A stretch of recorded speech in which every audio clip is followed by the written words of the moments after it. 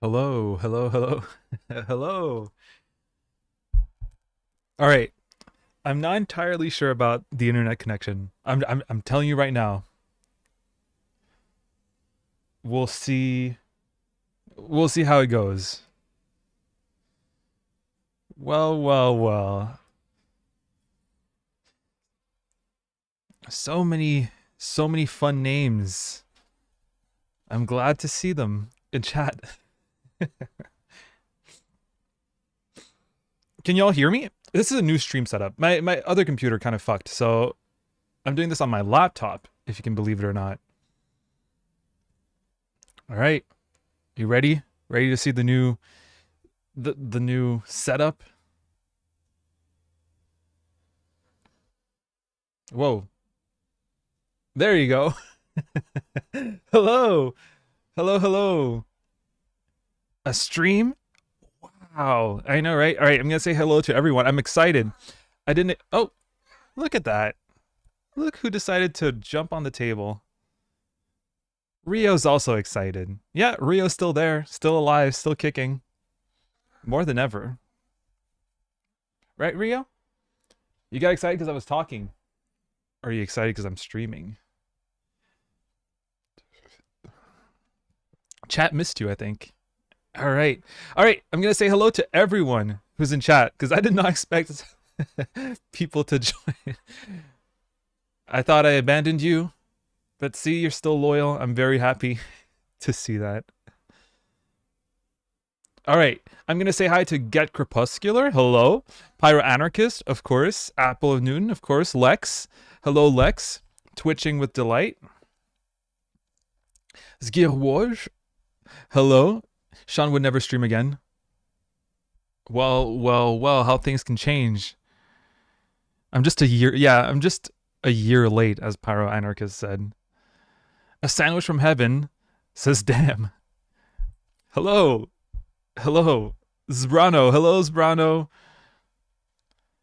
It's your favorite person, Germinal. Yeah, this is not Sean, it's Germinal. Simatist says, I want to believe. Well, you can believe now. I'm here. Tired Floor. Hello, Tired Floor. A stream? Wow. Krenna says, you have a desk? I do. This is actually my dining table that turned into my desk because now I can eat at my desk. I can eat in my bed. That's what I've always been doing anyway. There's a lot of new things that happened in my life in the last year, as you could imagine. Don't get excited. They might not appear. That would have been hilarious. Hello, Krenna. Hello, Krenna. Where's the flannel? Oh, fuck. You're right. See, this is what I mean by a lot of things changing in the last year. The flannel got dropped. I could take it back. It's in a drawer somewhere. Magna, hello. Bro left right when the world politics started to get funky. Listen, I left because I was the one making the world politics funky. Oh, Old Serge, hello. Signore Germinal has risen from the depths. I have. I had a lot of things. Oh. Get Crepuscular got auto-modded. That's fine. I'll leave you that comment. Wait, I want to try something. Can I do, if I do this?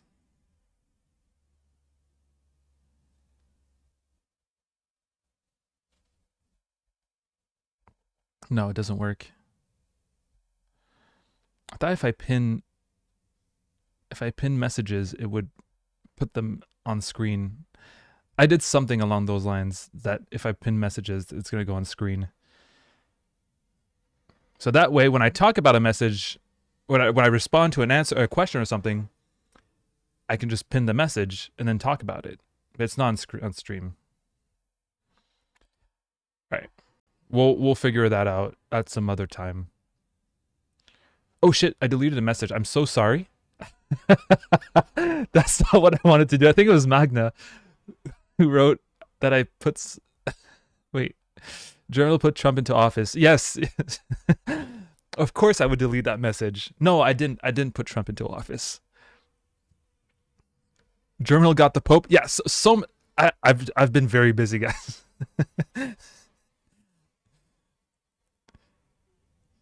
Yeah, last stream was a year ago, over a year ago. It was like in December of 2023.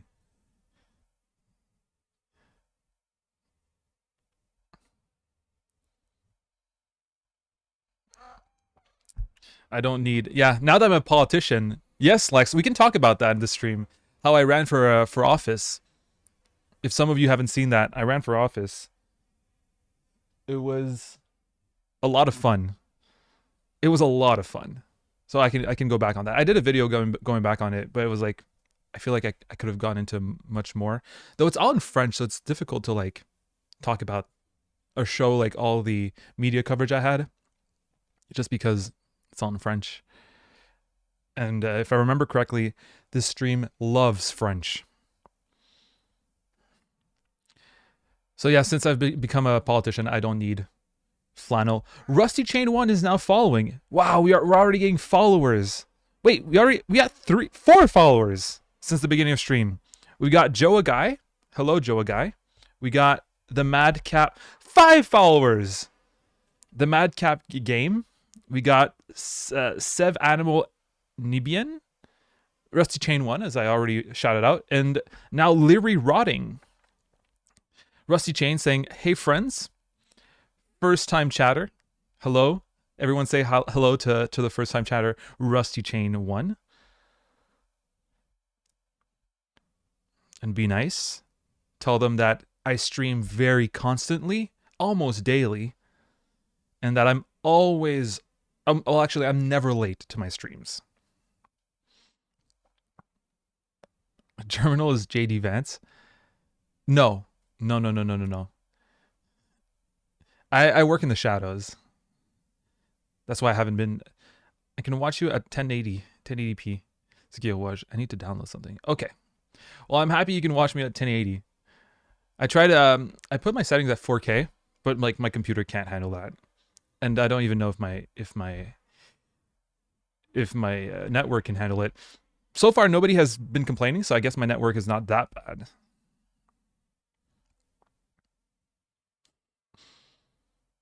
You were gone so long.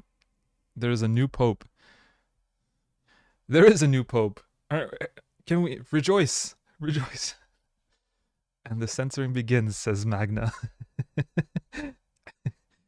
Holy shit. All right. We got a subscriber with Prime. Sorry, I can barely keep up. But Rusty Chain 1, thank you so much for the subscription with Prime. Wow, a true fan. First time watching a stream and already a Prime subscriber. Thank you so much. I'm very happy about that. Thank you. Very encouraging. And Ava Darkness also just followed. Thank you, Ava Darkness, for following. Welcome. People, keep saying hello to the newcomers and say how much we often stream and how this community is super dynamic and consistent. Groovalicious says, long time no see. Hello, Groovalicious. Hello. All right, people complaining about me censoring. All right, I'm gonna go fast. I want to study for uni, but well, now I'm here. Tired Floor, what do you study in university? Let's do some research together. Let's study together, unless it's not interesting. Krenna says, what? Hello, Krenna.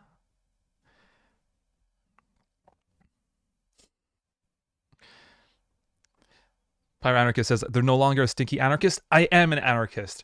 It isn't because I ran for office that I'm not an anarchist.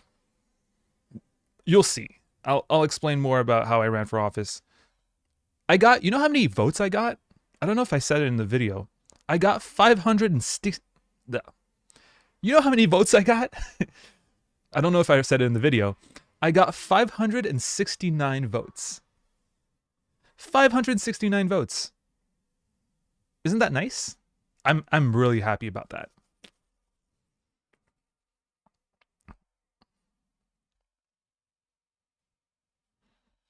Third Floor says, after you left and didn't do streams anymore, I got into a relationship.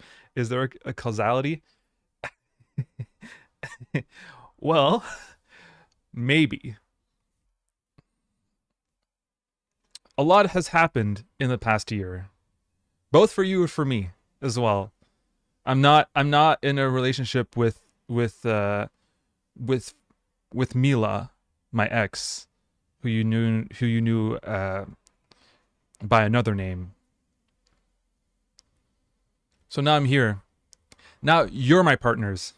This is the polycule we always we always wanted. All right, everyone's saying, I'm catching up. I'm catching up. Everyone's saying hello to Rusty Chain, so that I'm very happy. Thank you so much for saying hello to Rusty Chain. I don't have I would love a campaign office, Lex, for the next elections in like 4 years.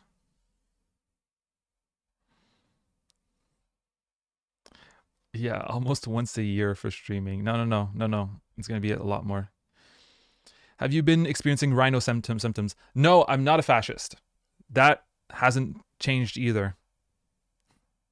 Well, I used to be I already talked about how I was a fascist at one point, but I'm not a fascist anymore. Am I clipping when I'm talking? Hello? Yeah, I am. I'm just so excited. Sorry, I'm talking so loud. Okay. Artist Cody Mayer, first time chatter. I haven't seen you on Twitch in a long time. Well, artist Cody Mayer, Cody, hello. Thank you for being a first time chatter. Probably not a first time viewer because you said you haven't seen me in a long time. The thing is, I've been streaming a lot recently, so I'm happy that you finally came back to my streams. In the last year or so, I've been streaming a shit ton, and I feel like, well, I'm happy that you finally joined the stream. So, hello, artist Cody Mayer. Oh, and another. Wait, I only see. All right, XX Winnie XX followed. Welcome, XX Winnie XX. Happy to have you on board. Everyone's gonna say hi, and everyone's gonna be really, really positive about the new person joining the community.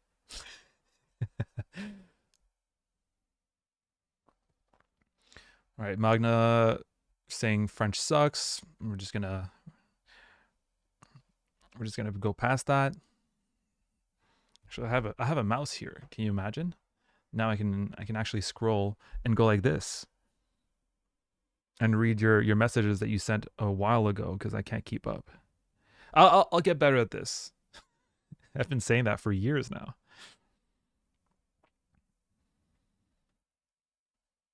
All right, talking about the Pope still. Yeah, people saying 569 votes. Nice. All right, we read the 569 rhinoceroses in Gaspé. Exactly, Temer. Hello, Temer. Hello. Glad to see you. Pajama Sam Let's Play when? We've done the Pajama Sams. It's over. I made a video about it. You can go check it out. But we're never playing Pajama Sam ever again. A paper in international law, says Apple Newton. I don't know if I can help. Tide Floor says, I study sociology.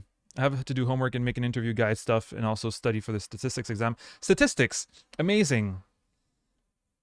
I used to, when I studied in social sciences, there was this one class that I failed twice because I didn't go to it.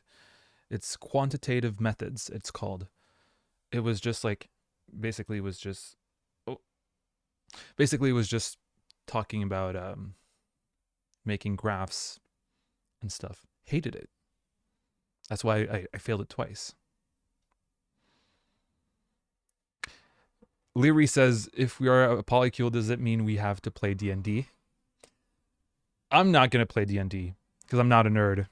Though I did roleplay on World of Warcraft at one point in my life. I liked it.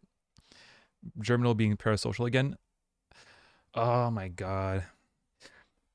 I forgot how heavy those critics were. The criticism, how they weigh on my conscience. Simatis says, I saw the Manuel J site is down. Is the residency history? Not that I can afford it yet, but it was a nice dream. Yeah, well, the residency like was free for like the past year. I didn't charge artists anymore.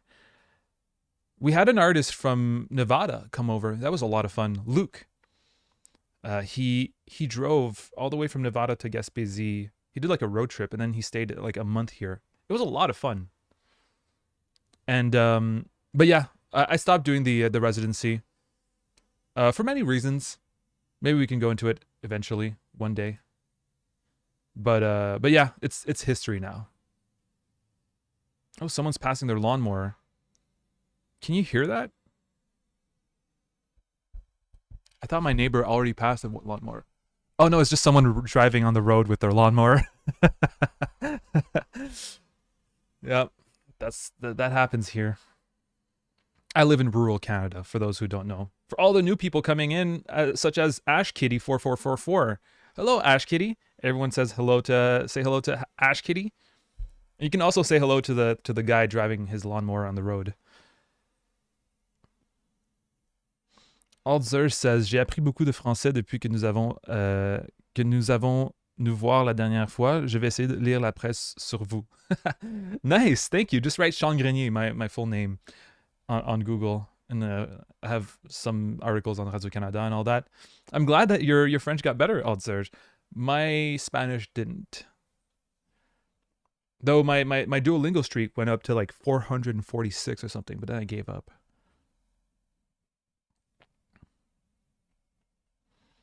Okay, so there's like this D&D polycule thing that Prior Anarchist and Krena is still doing. Okay. Get Crepuscular says, I study economics, fake, and history, real. I think every anarchist should check Gaston Leval's Anarchist Bookkeeping from Collectives in the Spanish Revolution. I heard Anarchist Bookkeeping, if I remember correctly.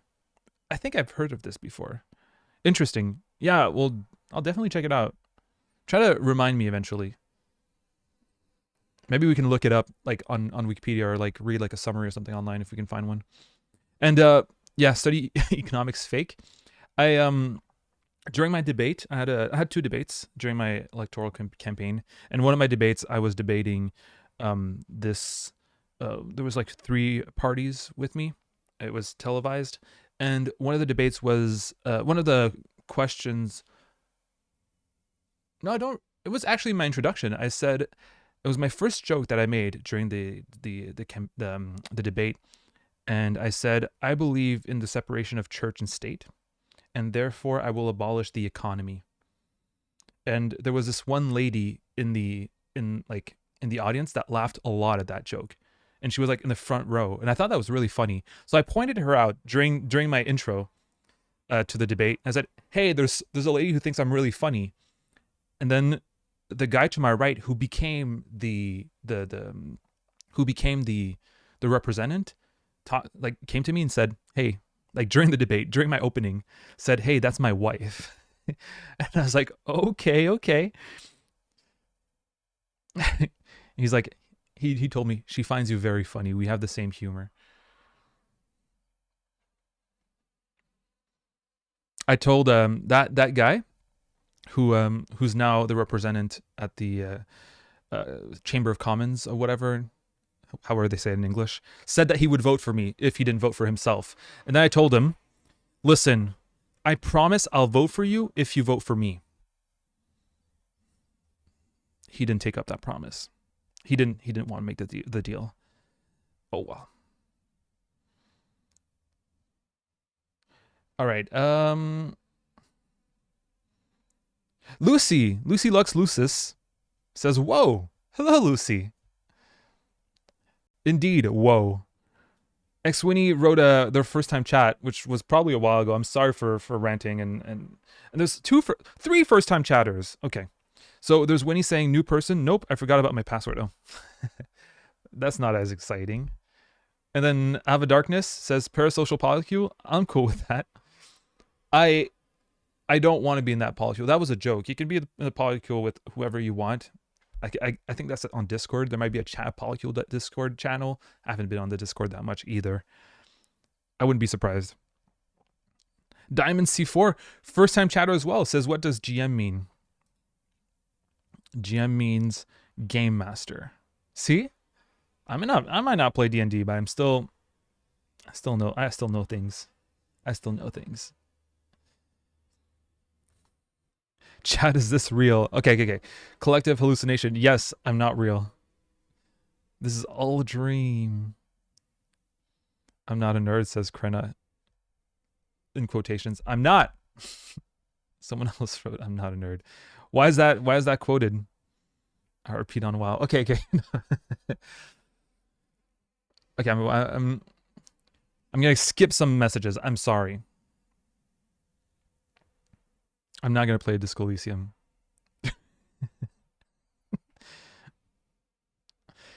Magna says, "Did your view on anarchism change over this year in any way?" Good question. Good question. I don't think it has. Uh, I think what has is more the my perspective on the future, or my hopes and dreams, and how I think things are going to come about. I'm still an anarchist, but there is this concept that I came about, that I read, and that I was really appealed by, which is called bioregion. If you might know, I don't know if you know what bioregion is. It might be a French thing. In French, it's bioregion.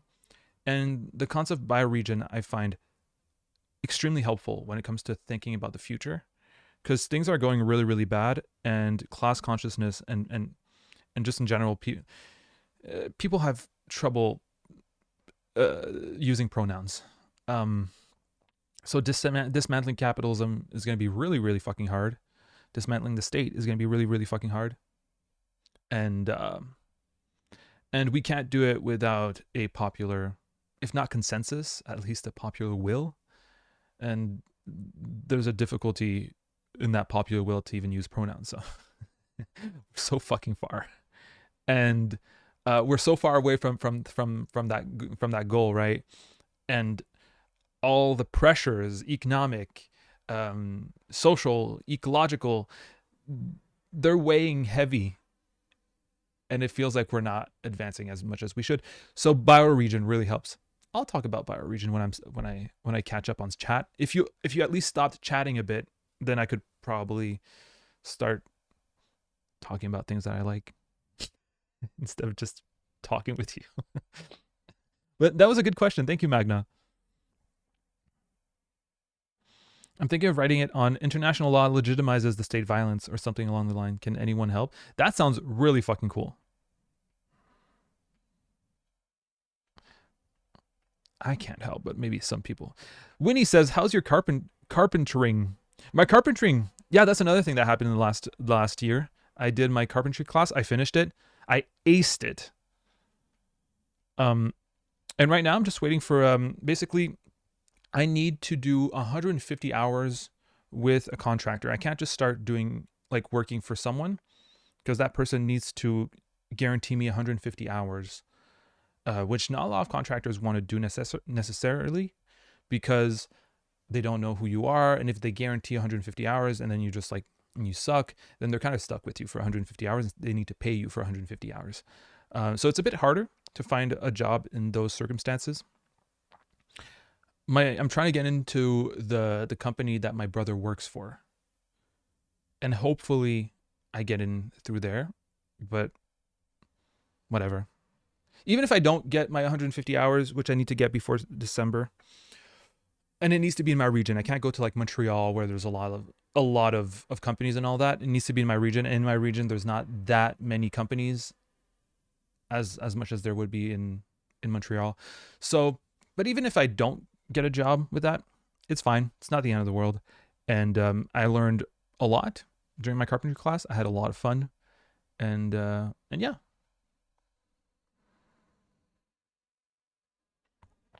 Tired Flo, you also failed the quantitative sociology statistics exam last year too.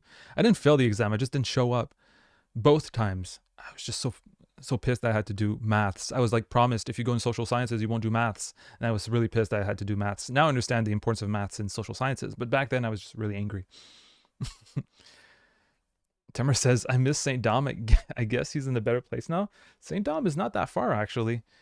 He's in my living room. Prentice says, hello, Lawnmower Man. There's a no, there's no Lawnmower Man. I don't know what you're talking about. But there is Skippy Dippy and Libre. Libre and Skippy Dippy, two new followers. Hello. Hello. People say hello to the new followers. I hope you can, like, because like they usually show up here. I'm reading chat. I'm not looking at this here. So if you see them, You say hi before I say hi, and show how much we embrace new people in a community.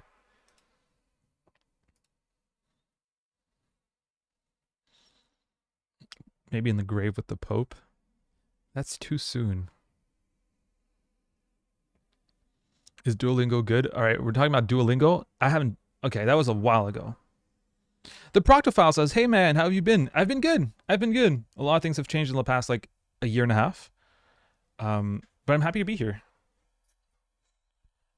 Really exciting to be here. It's just a chapter. Are you talking about anarchist bookkeeping? So we could do it on stream. I'd love to read anarchist bookkeeping on stream. Leary Broading says, "Would you have voted for him?" For the guy, I liked the candidate, but I don't like the system he's playing in, or whatever. And I don't like his party. It's a Quebec Nationalist Party, which is a whole thing in itself.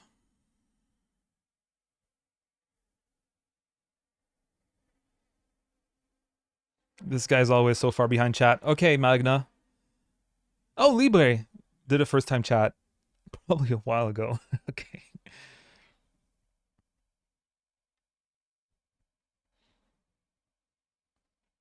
Libre is doing Spanish right now. Or libre. Is it French? Libre instead of libre? I just assumed you were, but now you're saying you're doing Spanish on Duolingo. So I'm gonna assume that you're libre in French. Stop chatting? Never. Okay, I'm catching up. You don't like talking to us? Fight the power. Quick chat. Chat more. Fight the power. I am. Put the slow down mode mods. I have no mods. There are no mods here, says Pyrex. Exactly.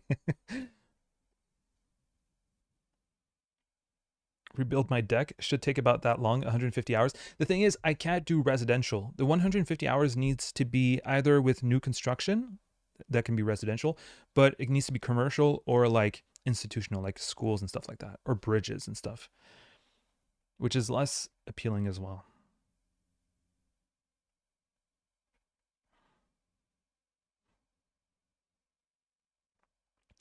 Ava Darkness says, is anarchy, socialism, or communism beliefs popular in Canada, at least more popular than it is in the US? Fuck. I have no fucking clue. It's possible that's more popular than it is in the US. We're generally more left leaning, or at least more liberal.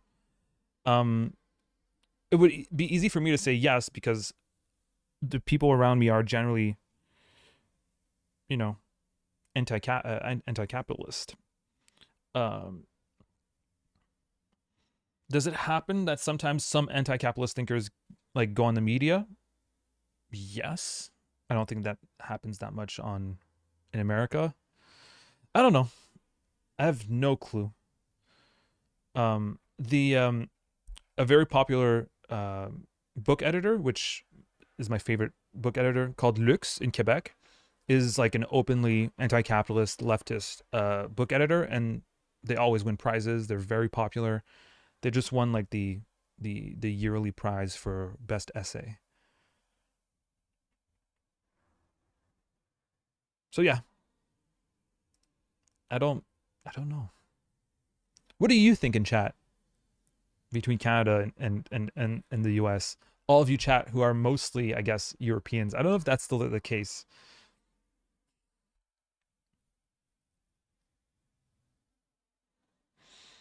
Lex wants to read Anarchism in Malthus by C.L. James. It's a really short article. Maybe we could read that. And that way you don't have to read it yourself.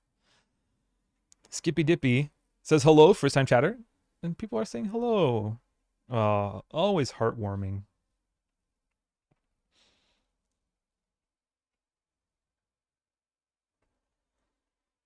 Oh, I meant, would you have voted for him if he did promise he'd vote for you? The thing is, I did that promise of, all right, I'll vote for you if you vote for me, but I did that to every candidate. So I told a candidate, I'd vote for you if you voted for me. And they're like, okay. And then I would go to the other person and I would say, I would also vote for you if you voted for me. And I would turn to someone else and say, I would also vote for you if you voted for me.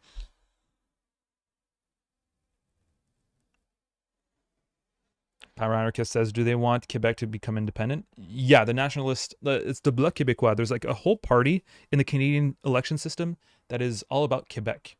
So they'll definitely never win an election because they only have representatives in Quebec, but they want to defend Quebec interests.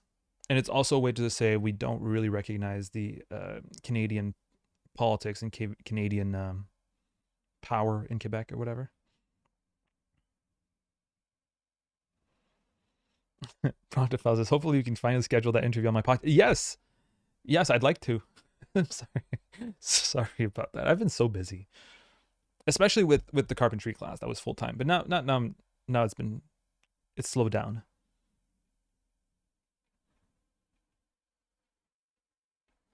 Right, people talking about math. I'm not going to talk about math.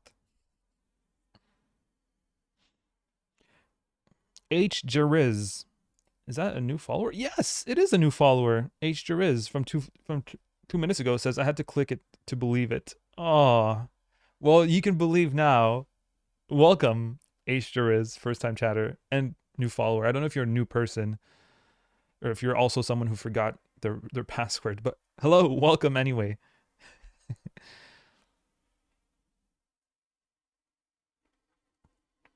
Temmer says, I think Canadians are very follow the rules type of culture. They like stability more than Americans, my opinion. Yeah, I do think so as well. I wonder if the Canadian population is older as well than the American population. I live in a very old area, so I don't know. But generally, the older people are not usually the most anarchistic or the most anti-capitalist.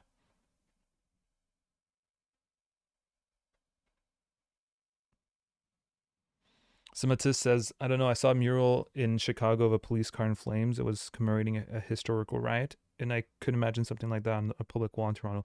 True. Yeah. We might be a bit less rad, even though might be just a bit more lib than in America. Magnus says, Sean, have you seen the video, The Ethics of Vigilante Counterterrorism by Philosophy? I watched that video and that guy really reminded me of you. You should watch it. Yeah, we could even watch it on stream if it's not too long. I'd have to listen to it. That sounds interesting. Probably mentioning Luigi Mangione, right? Vous pourriez faire une enquête pour nos nationalités, si vous vouliez. Yeah, I could ask where you guys are from. Imagine an independent Quebec. That's so silly. Pyranarchist, don't get me started. Timber says the bloc got more votes than the NDP. I was saddened by this loss in representation. I guess at least the cons lost too. Yeah, the NDP did terrible. But that's first past the post voting system. Oh my god, I'm almost done reading the chats. Whew. Sorry, I got really excited.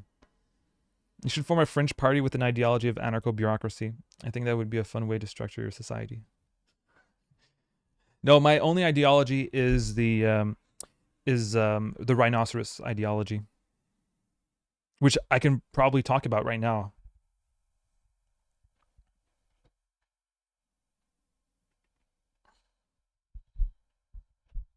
You should text me Proctofile because I'll forget. I'm sorry. Message me on. Don't worry about bothering me.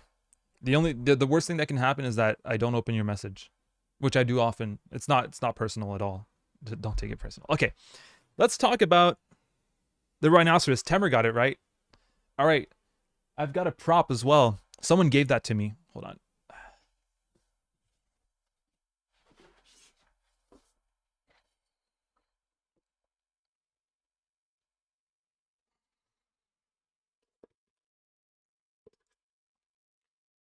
Someone gave this to me during my campaign. Hold on. My hair looks stupid. How do I do this?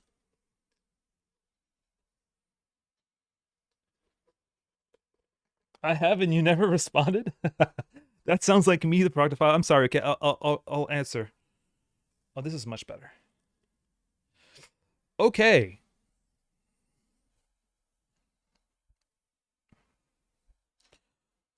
So Temmer says this party is a legend in Canada. The Rhinoceros Party is definitely legendary.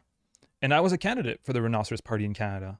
Hence why I'm wearing the horn and why, yeah, horny stuff, says Winnie. Yes.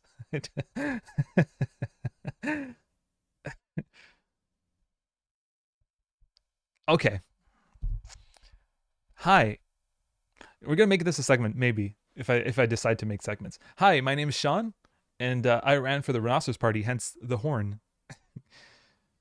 We're getting horny in chat already.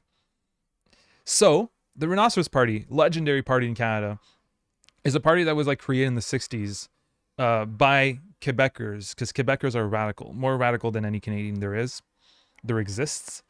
And Quebecers were like, we hate Canada. We hate the Canadian system. We don't recognize Canadian politics in Quebec. We don't want to vote for a Canadian party. So what are we going to do? We're going to create a party that makes fun of Canada and that makes fun of politics, that makes fun of the system in general. It was founded by a socialist and doctor. And the whole point of the Rhinoceros Party is to make jokes, to delegitimize the system by entering it and just wrecking everything. A bit like a rhinoceros. Is the is the is the expression a rhinoceros in like a tea shop or something? Oh, I don't know. Let me look it up. I've embarrassed myself already by trying to find it. Is it an elephant in a tea store? A rhinoceros in a tea bull in a china shop. I'm okay, but the image still works, right? It could be a rhinoceros in a china shop. What's a china shop? Can we still say that today? Magnus says Die Partei of Germany. They also do the same thing. Yeah, yeah. A lot of people have copied the Rhinoceros Party. That listen, we can't stop people from taking really great ideas from Quebecers. And it's also an anti-capitalist party. Well, it was founded by a socialist. There was like a lot of artists that were in it, syndicalists as well, such as Michel Chartrand. And it's a very anarchist party as well because there's not that much structure, which can sometimes be pretty bad. That's my criticism of the Rhinoceros Party, is that very often you could have anyone be a Rhinoceros Party candidate, and the problem with that is that the person can be pretty problematic. Some people can be really anti-system. They can even be anti-capitalist or anti-politician, and still be kind of right-wing and problematic in some other regards. And there's no way to curb that. There's no like system within the Rhinoceros Party. There's no system at all within the Rhinoceros Party to like counteract problematic elements of the party, if there are any, which there were. Um, I'm wearing this. It seems you're wearing your strap horn a bit too high up. Okay, sorry. My strap horn. See, this is why I missed you. Why I missed the chat. You're funny.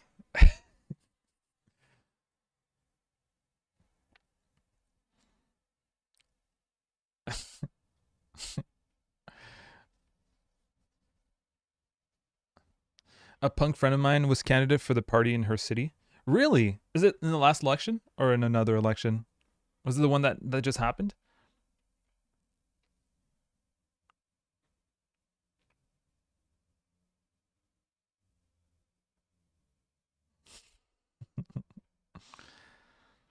That's true, Temer. It's tradition in Canada to adopt Quebec cultural elements. It's much more rich in generating distinctness. We are different, that's for sure. Porcelain shop. Yeah, I'm gonna say a bull, a rhinoceros in a porcelain shop. Call me underscore. Hello. It's been a while. You feel like a hacker? I'm glad you're there.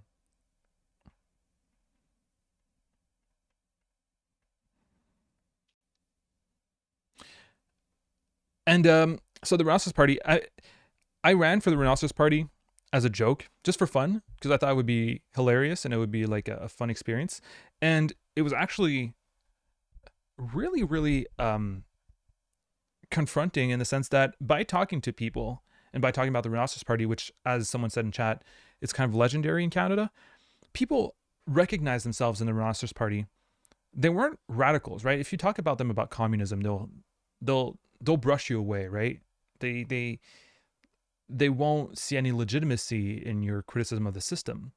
But when you're vague about that criticism, as I was with the Rhinoceros Party, they embrace it. They really can identify with it because there's not much of a, you're not using the language of politics to criticize the system in a way. We're using humor in the Rhinoceros Party, and people can, at least from my experience by talking to people, they really felt interpelled.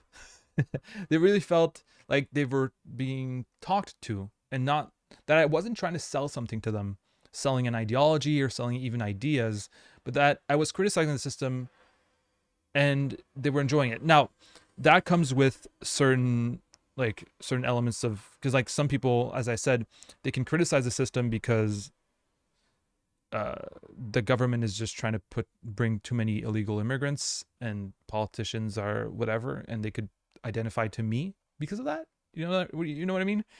But that's why a lot of my promises, because the Rhinoceros Party brings a lot of promises to the table, and one of some of these promises are like abolish the law of gravity, which always pulls us down. What some of the promises I did was always, well, most of them were always linked to some kind of social issue that was happening or that is happening in the region.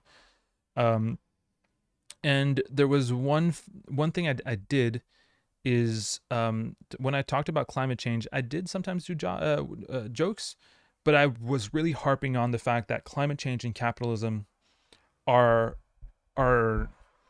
inseparable. They're two concepts that go hand in hand. And I can even show you. Look. Hey, let's change the scenery for the first time since we started this. Yeah, I'm Googling myself right now. This is what we're doing. All right, let's read chat before I gotta watch chat. I gotta make sure you're doing good. Oh, Tired Floor was talking about Departé. The copy of the Rhinoceros Party.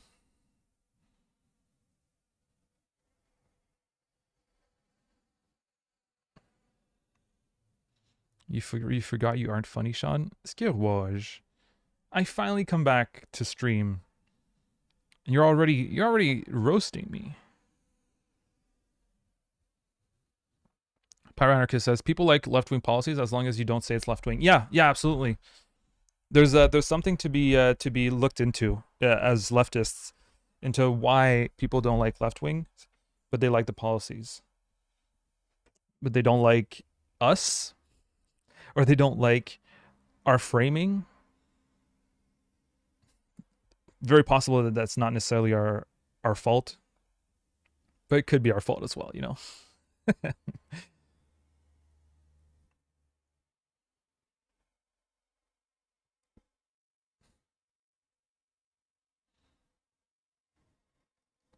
I used to love them, but they haven't really said anything about Gaza, which is disappointing. Who are you talking about? Are you talking about? I'm not sure. Who is them? I'm pretty sure the only people who said something about Gaza is the Rhinoceros Party, at least during the Canadian elections, if I remember correctly. And we said it like in different debates, but not like on federal television because we don't have that platform. PF Porlock says, "Hey Sean, how are you doing? Hello." PFP Orlock or PF Porlock, I still don't know. Nice seeing you again. Oh, Apple of Newton is going to bed. Good night, Apple of Newton. Skippy Dippy says your channels. It could happen here podcast and Andrewism channel were two of my main. Oh, it can happen. I don't know. It could happen here podcast. But thank you for the recommendation.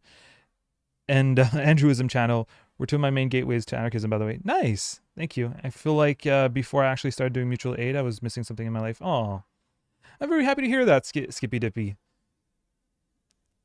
I say as I'm wearing a horn. I feel like it could be a better, like a more tender moment.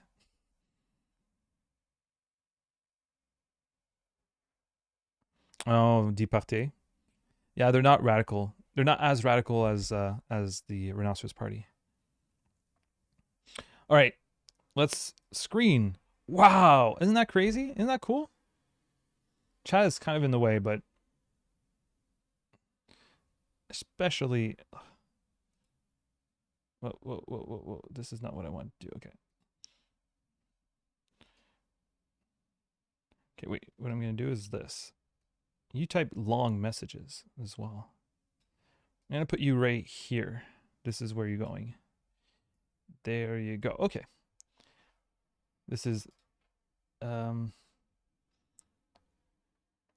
this is a rhinocéros qui conteste le système. Wait, I want to check the Radio-Canada one, which is like the CBC. CBC is like the BBC of Canada. Radio-Canada. Oh, you know what I can do?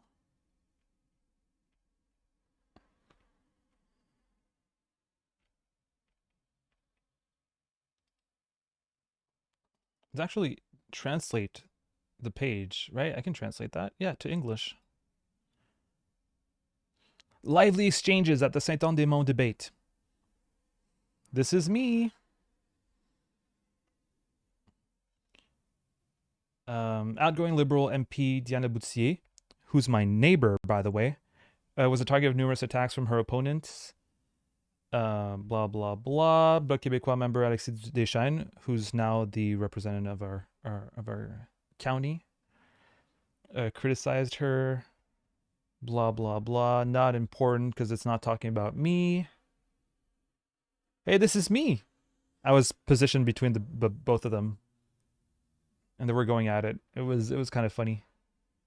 American Tariff War. That's you guys. And Christian Rioux, right wing, the most far right candidate there was Maxime Bernier, saying that Trump is saying Trump, you may not like him, but he manages to do things for the American people. Well, we don't get the impression that our politicians are working for the rest of us. As for Sean Grenier, who represents the Rhinoceros Party, he asked Diana Boutier if she feared a shift to the right by the Liberal Party with Mark Carney, which there definitely is a shift to the right and its new leader. We have to work with the economy, she responded. We're going to be in the middle. Ha ha ha ha. Classic. Humor except for the environment. This is me. This is what they're talking about. Okay. While the Rhinoceros Party candidate took advantage of the debate to propose giving Caribou the right to vote and building Route 132 without a right turn, because we're all shifting to the right, he puts his humor aside to address a subject close to his heart, the environment. Jean Grenier has said he is rather pessimistic about the climate crisis. I'm 28 years old. I still have a long time to live, but I don't have much hope for my future.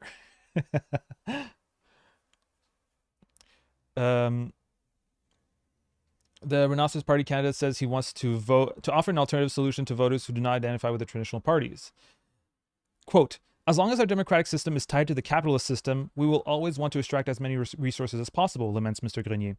We will always want to consume as much stuff as possible to make profits, but ultimately, who wins? It's a tiny part of the population while the rest of the planet suffers. There aren't many jokes in there. Sorry to disappoint you with that, but that's really how I feel, he concluded, followed by a wave of applause from the audience. Doesn't that make me feel like doesn't that make me look like a hero? Because the audience was mostly Quebec nationalists, but they still, they still thought it was good what I said, I guess. His vision is very different from that of Christian Rioux, the far right-wing guy. According to him, climate hysteria is nonsense. Young people are anxious because all this climate propaganda, believes the candidate of the PPC. People's Party of Canada. In any case, CO2 is not a pollutant. It is the basis of life on Earth. Its greenhouse effect is extremely exaggerated, he alleged. Monsieur Ryu's speech is a great comfort for me and my eco anxiety. I would like to thank him for that, says Changrenier said. Yeah, mostly Quebec nationalists in here. But yeah, it went really well. And then Bill in public, and then they're all saying they don't know who they're voting for, except for Julie Christine Fauroux, who says, concludes that Sean Grenier will have her vote. I quite agree with Mr. Grenier. I think we don't look at the system. We try to find small, superficial solutions, but we never question our system. So yeah, I kind of won that debate. I think that's a conclusion we can take. And yeah, it went amazing. I'm happy about that. And yes, to answer your questions, I am still an anarchist. I did not expect to win the election. You know what Rhinoceros Party candidates say when they're asked, what will you do if you're elected? What we say, or what many of us say, is we are going to start a new election. Like as soon as we get elected, we spark a new election because we like elections so much. It's so fun that we want to do them right away. And that's what I would have done if I had won. Oh yeah, you want to see the results? And it was a lot of fun. It's such a great platform to talk about anti-capitalism, the environment, and make jokes about other, like for example, I made a joke on not on trans people, but like talking about trans people, trans issues. My joke was that there's this highway in Canada called the Trans-Canadian because it goes all around Canada, and I said, if I'm elected, I will protect the trans icon that is the Trans-Canadian highway because I don't want some anti-woke politician to rename it. And like, even people who are transphobic, they have to laugh at that joke, you know? They have to. Because it's hilarious. Résultat élection Gaspésie.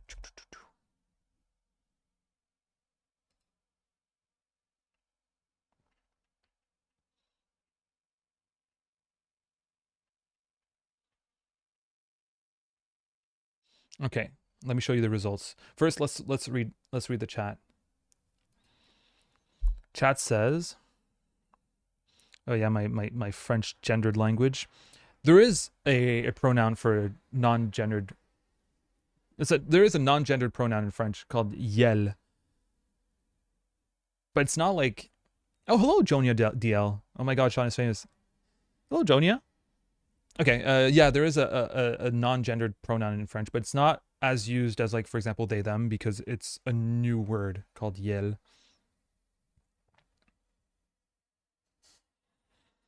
Magna says, I thought you didn't like nature. Remember when you went into the forest and didn't like it? I don't like nature, but it's still important. You know, I don't like hanging out in nature. I don't have like this appeal to nature, but I do recognize the importance of nature and of the preservation of our environment. That's something I was talking about with someone else at one point about nature and all that. Is that a lot of people associate like environmentalism to like tree hugging in nature, but to me it just means like not fucking up the planet. I couldn't care less about trees and shit.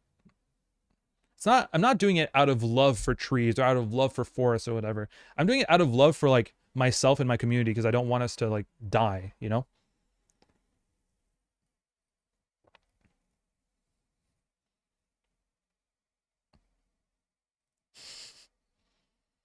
The jester who's allowed to talk the truth. Yeah, Temer. Well, that's the thing. If I was like part of like the, I don't know, Communist Party, Marxist Leninist Party, or any really like openly left-wing party, I feel like I wouldn't have that coverage in the Canadian or in like in the media, right? I don't think I would have been even invited to the debate. But because I'm a Rhinoceros Party, people already know like the legend of the party. They know it's going to be funny and that, you know, it can add a touch of lightness to like debates, which can often be a bit heavy. I was invited which is really nice. It's not everyone who invites Rhinoceros Party candidates to. There was like 3 debates, and one of them I didn't go to. I wasn't invited to because I wasn't serious enough, I guess. But oftentimes, at least for media, inviting a Rhinoceros Party candidate can be good because it gets attention, and it makes the debate watchable or more watchable to people who otherwise wouldn't watch it. Skierwatch says, wait, I thought you preferred they, them, and the article speaks of he. I do prefer they, them. But in French, I really don't care. In French, I say any. In English, my preference is they, them, but I don't care that much either. But since it's preferred pronouns, it's, yeah, I say it's my preference, but to me, I don't experience dysphoria, so I don't know. It's not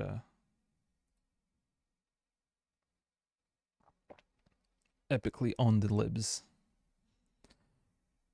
French is a gender new, yeah.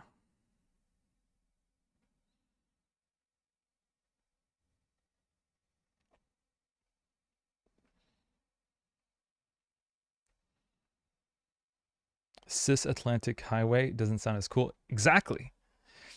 Oh, Ismeta 105 says we do have some which were, yeah, mentions Yel.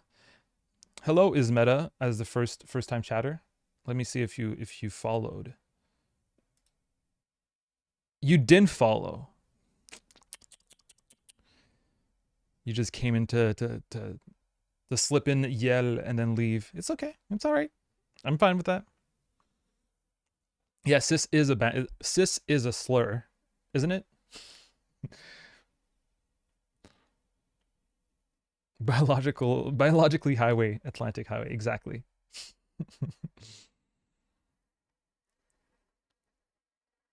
I couldn't give a fuck about trees and shit. Yes. Hello, Toaster 04. Doesn't care about nature is a rhinoceros. Yeah, of course. Both are very, very compatible.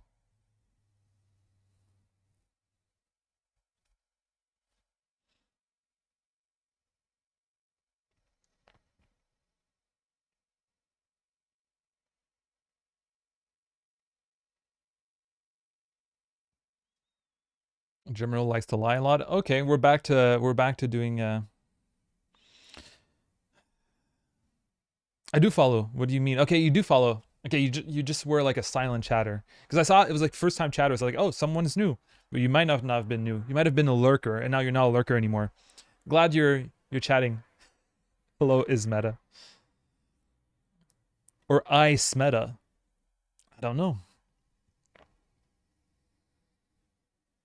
Tired Floor says, I find it funny I use all pronouns and people are still confused and do not know what pronouns to use for me. Yeah, I have someone who always uses she, her for me.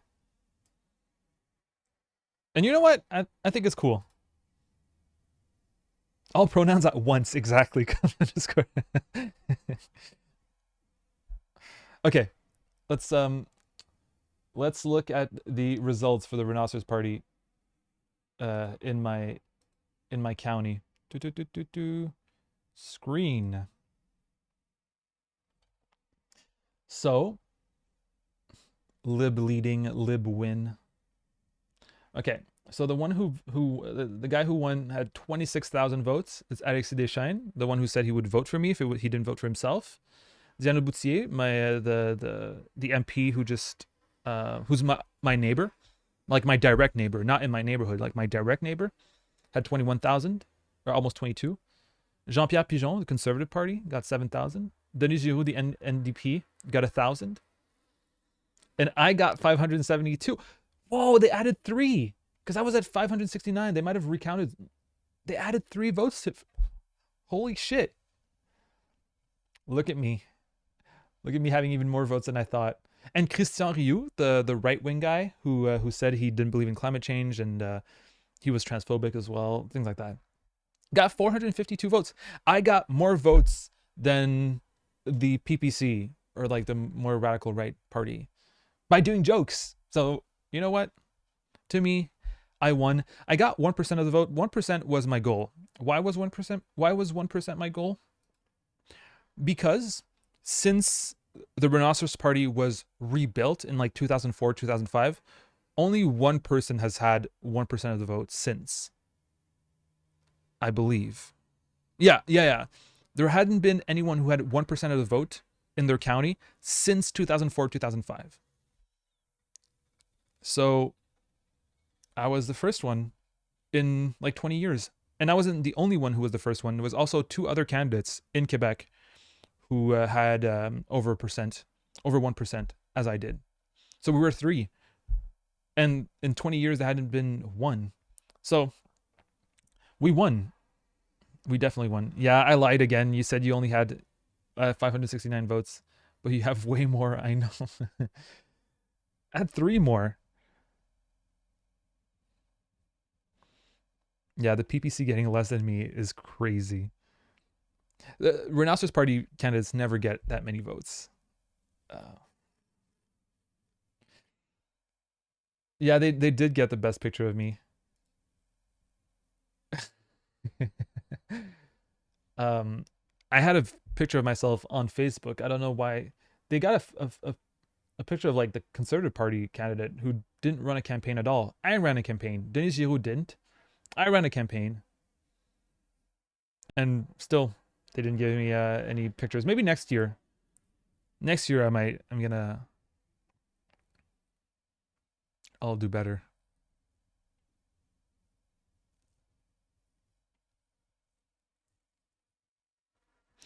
Oh shit, Temer. Using "on" as a non-gendered pronoun is actually not a bad idea.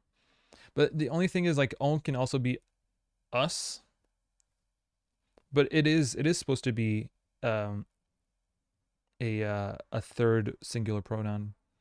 But let's not talk about French grammar.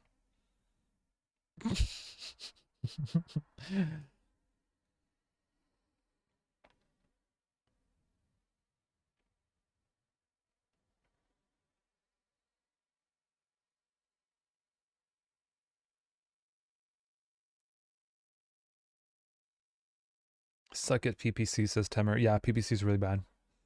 But I'm happy. I'm happy we beat them.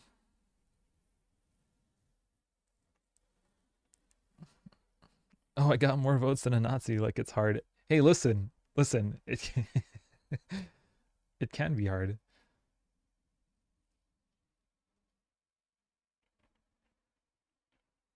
1% landslide victory. Exactly. It was a good election. 2% next time, says Jonia. Yeah. Well, next time I'll be less last minute, and next time I want to have like a team, like a campaign team, and do like activities and like events and actions, and have the legitimacy to do these actions because I'm a official candidate of an official party. So to answer Pyro Anarchist, yes, I'm still an anarchist, even though I ran for office. That's the conclusion of the segment.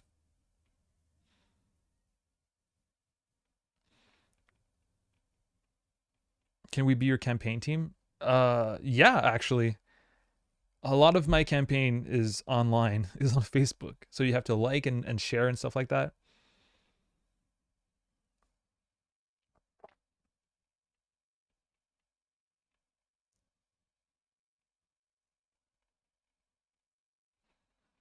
All right.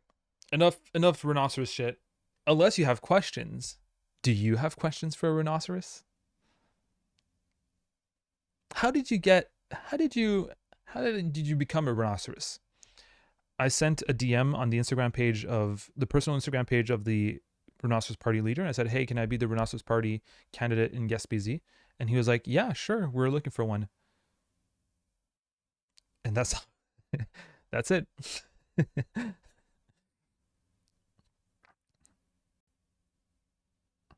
Everyone knows you lose your anarchist badge if you vote. Hey, I know anarchists who voted for me. I voted for myself, and I'm still an anarchist. Okay, there's the way I talked about it is to when I was on on some media, I did a lot of interviews. One of the ways I talked about it is to say, you know what, if you desist, or if you decide to not vote, right, if you abstain, the people in power will often will can either interpret it as someone who is disinterested or as someone who is unsatisfied. And I believe that people in power will always lean towards the disinterested or uninterested instead of dissatisfied. So there needs to be a way to say, to communicate that you're unsatisfied, because I think that's a way to show that, to use what these people see as legitimate polling, or a legitimate way of seeing what the population wants, while using that, but not, it can't be the only thing that you do. Anyway, it legitimizes, since it's an organ of legitimacy for these people, I think we can use it without necessarily playing into the system, you know? I think the Rhinoceros Party does that because it doesn't legitimize the system. It kind of makes fun of it. It actually doesn't kind of do, it does that. How many lions can you fight at once at maximum? 3. Am I furry? No. I don't know, with the horn, that's a good one. I'm not sure. What would you tell someone wanting to get into joke party politics? I would say, have fun doing it, and really be, know who your audience is, right? I knew other Rhinoceros Party candidates who just, they were like yelling in debates against other people, which is good if your audience is on your side, right? I'm in a place that's like old people. If I start yelling and being too radical, I'm going to be excluded. I'm not going to be seen as like as a valid voice, right? Meanwhile, the person I knew was in a city, a student city, that if they rail against like the Liberal Party for being the for being accomplice to like, am I allowed to say the G word on Twitch? I think so, right? To be accomplice of a genocide, and to be accomplice of like ecocide, she can just rail into him and do that, and like yell and call him like names, and people will be behind her because it's more of a radical like base already. I was talking about like the genocide, but I was talking about it without yelling or without like accusing anyone. I was just asking questions, and I think that's the strategy has to be different according to like who you're talking to.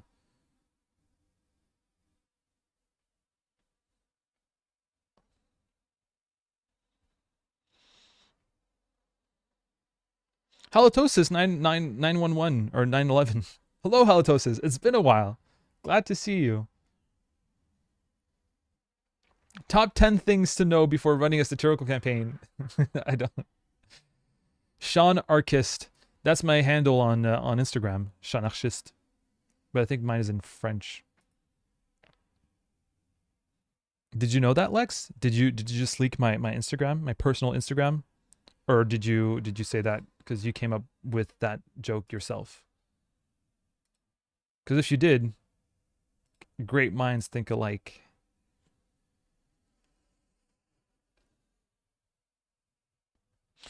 Power anarchist with the hot take. I dislike the idea that voting is useless. The way leftists often frame it, they assume that voting is a radical or revolutionary act by which change is enacted.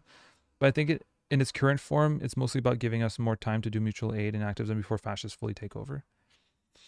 Yeah, like a harm reduction.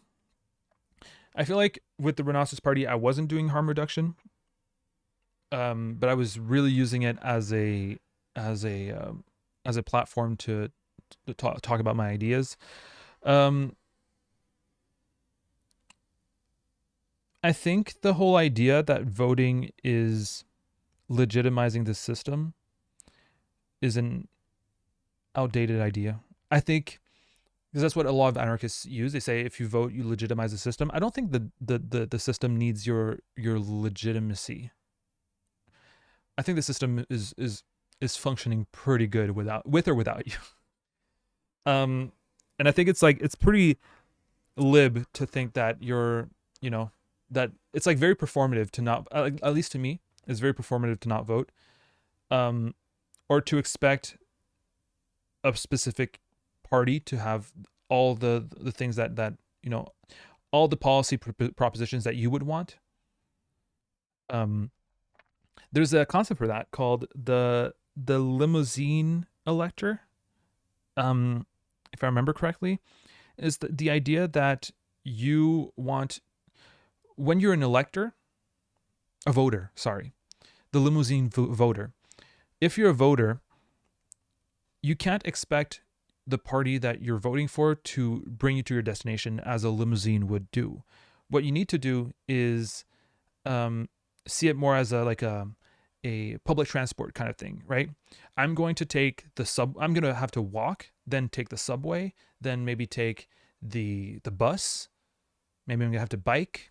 But the whole idea is that you need to do like steps, and like voting is or like a a party is one of those steps, right? It's not gonna be formulating or like acting upon all the ideas that you have or all the convictions that you have, but you're taking some concessions to get closer to your goal instead of wanting to get to your goal or not move at all, right?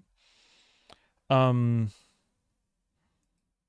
but yeah, I agree with you, power anarchist. If we had like a strong revolutionary movement, right? Then I could see like, all right, voting doesn't matter. Fuck voting. We can do things our own way. But like that's not our context. Far from it. It's 42 minutes long, Magna. I don't know. 42 minutes is pretty long. If it was a shorter video, maybe.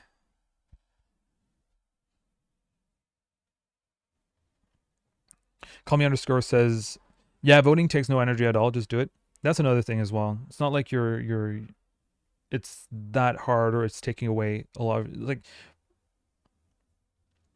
also people say it's like giving my power and giving it to someone, delegating my power to someone else. But it's like even if you don't vote, your power is taken away from you.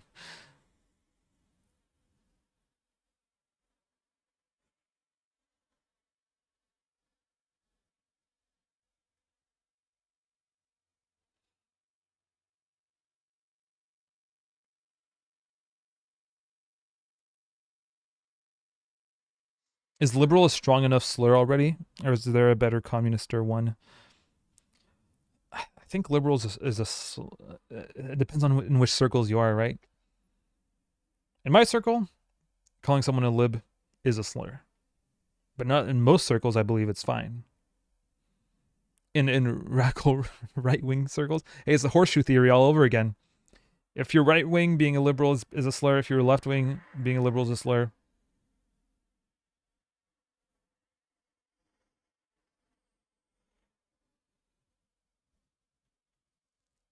Yeah, Diamond C4 says the system will always assume its own legitimacy no matter what.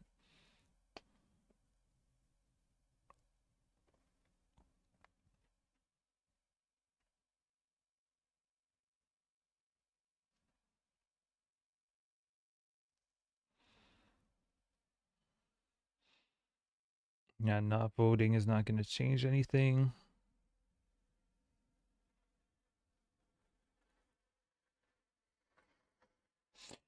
Call me underscore says not voting would be cool if you're not just one unwashed anarchist not showing up, but a concerted effort to have like 50% of the population not vote. It needs to be a strike. The thing is, um, the thing is,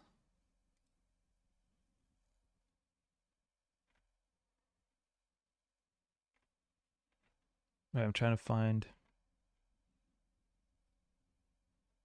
the non-voted who like the election like participation is already not that high in certain places, right? It can be up to 50%. We had like a really high participation rate this election just because people, same thing for as it happens in other places when people are very polarized between conservatives and libs, people turn out because a lot of people are afraid of fucking of conservatives or fascists. If you're not a lib, you can call them fascists. Result election participation rate.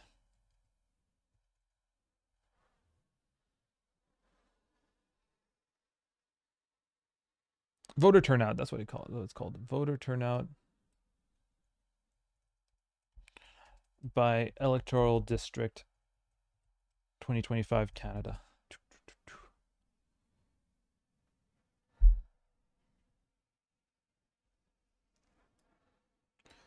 I don't know. Côte-Nord, I know Côte-Nord has really low turnout rate.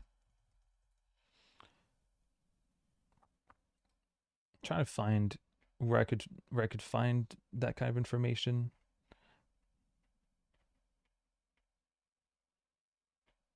Yeah, for example, here the I knew it. There you go. Here the turnout rate was 52%. So that's like call me underscore. You said like if 50% of people don't vote, that's what happened in Côte Nord, Kawawashi Kamak, Ntasinan. Like that's a very low turnout. That's someone who also got over 1% of the vote. Sébastien Beaulieu. But they have a super low turnout. And they're not even, I don't even think they're considering it, you know? They're not taking that shit into consideration at all. What goals did you have at the start of the campaign, and did you achieve some of them at all? I had the goal of having 1%, which I did achieve. Thank you, Toaster, for the question. And my goal was to make a documentary, which I didn't do at all. So that's a goal I failed. But one thing I wanted to do was to really infuse some ideas, some a bit more radical ideas on the I don't know, in the campaign, and really talk about some ideas that are a bit more anti-system, and nail on the fact that the problem is not the people who are in power, but it's the system itself. That's the roots and causes of our problem. And like no matter who changes, because one thing that triggers me a lot is when people blame their problems or economy or whatever on a politician, right? Like they blame inflation on Biden or on Trudeau, right? But the thing is, like, had it been anyone else, those problems would have been there, especially when it's global. It's going to happen. And the reason why it's happening is because of capitalism. It's not because, oh, we have the wrong person in charge. The idea that we have the wrong person in charge is just is just like, it's an idea that helps perpetuate the system. So instead of looking at the system, we look at, you know, who's in, and anyway, and I made that point a lot. I got a anti-capitalist quote on the CBC. So those things are goals that I had that I'm really happy that I did. I wish I spoke to more people, but the people I did talk to and spoke to, they were kind of open to my critique. And being in a much more like older electoral district, they were really happy to see a younger person getting into politics. I was like the only one who was under 40. By the way, I don't drink Pepsi anymore, and I don't drink juice anymore. I drink 7-Up, sparkling water with some with some sugar.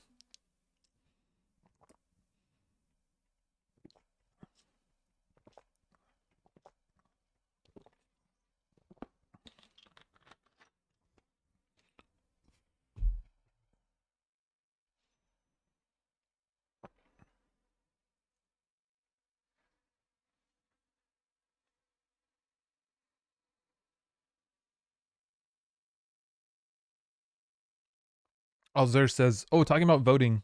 What do you think? What do y'all think of judicial elections? Because tomorrow Mexico will elect half of the judiciary, and I'm not sure what to think of it." Yeah, I saw you ask that question on uh, on the Discord server. I don't really know what to think of it either. It's like, oh, the judiciary is supposed to be objective, but we all know it isn't. So who decides? Do we just vote the judiciary in anyway? But Krana says, I think it's better than appointed judges. I agree with that. We're seeing how that goes, how that's going in the U.S.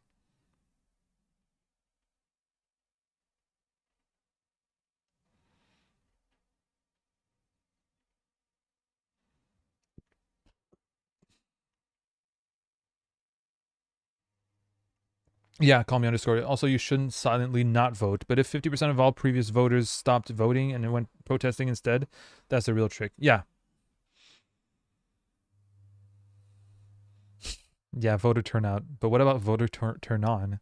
That's where the horn comes in.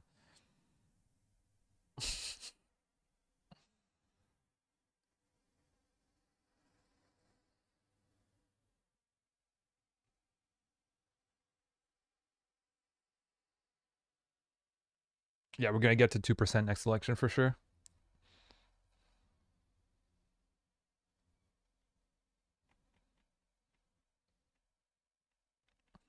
Toaster. I say toaster, but it's more like toaster, right? Thank you for answering, toaster. Thank you for questioning. Cody Mayer says, "Cool horn." Thank you, thank you. We're almost done the segment. I'm pretty sure we're done. Yeah, the Paramedic says the judicial system is biased. Regardless, at least with elections, you have some form of influence over the system. If the, especially if the judges are recallable, it can also give them but at the same time, they become legislators in that case, right? Or they serve kind of the same function as legislators.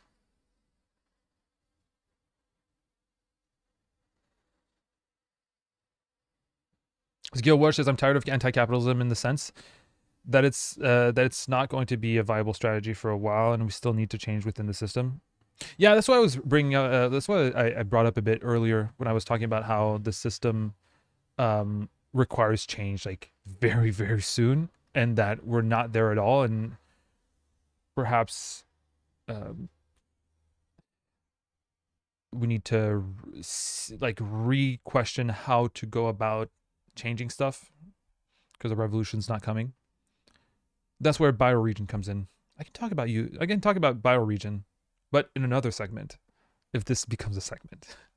So I'll take off the horn and talk about bioregions.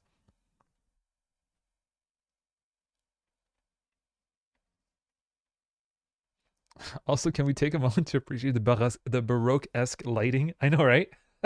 I worked hard on this yesterday. While I filmed my latest video with this setting, a video on Goya.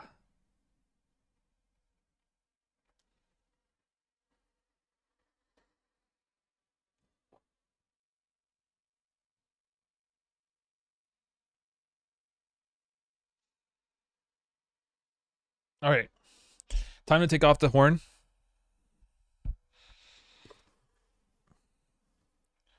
Put it right here in my Baroque-esque lighting.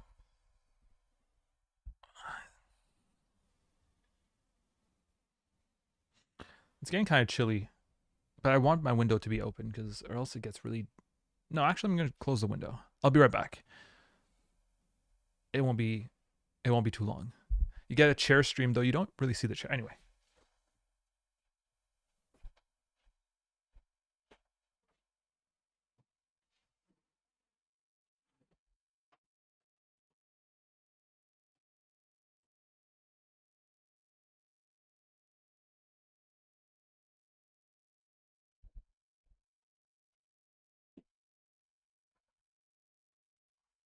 All right.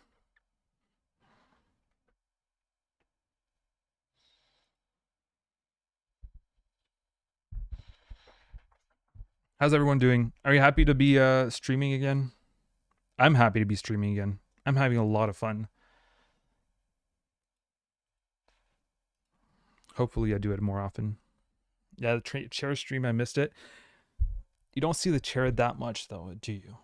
You didn't see it that much. That's okay, and not for that long, but maybe eventually you will. All right. Hey, let's see if there's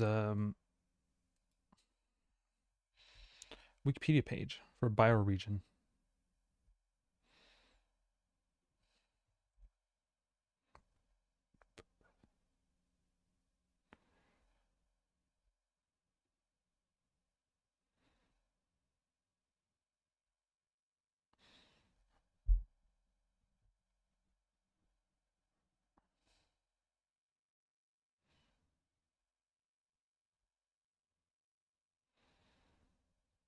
Okay.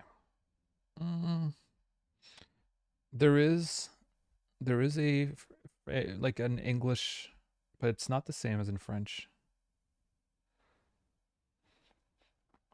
Brr.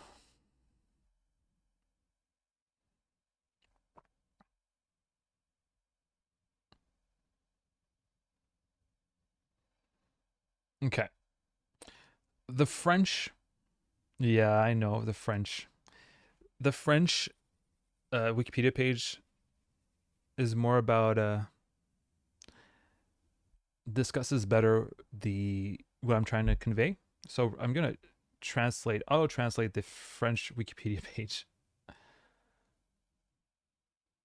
Um, but before doing that, let me tell you why.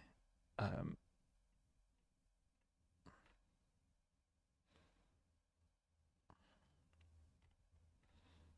People debating in chat, love to see it.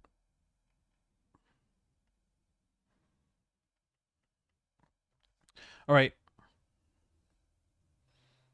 let's talk about bioregion, bioregions. Uh,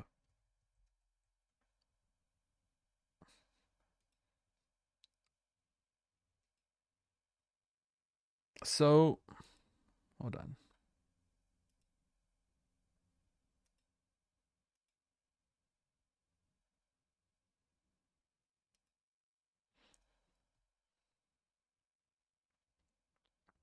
All right, I'm ready.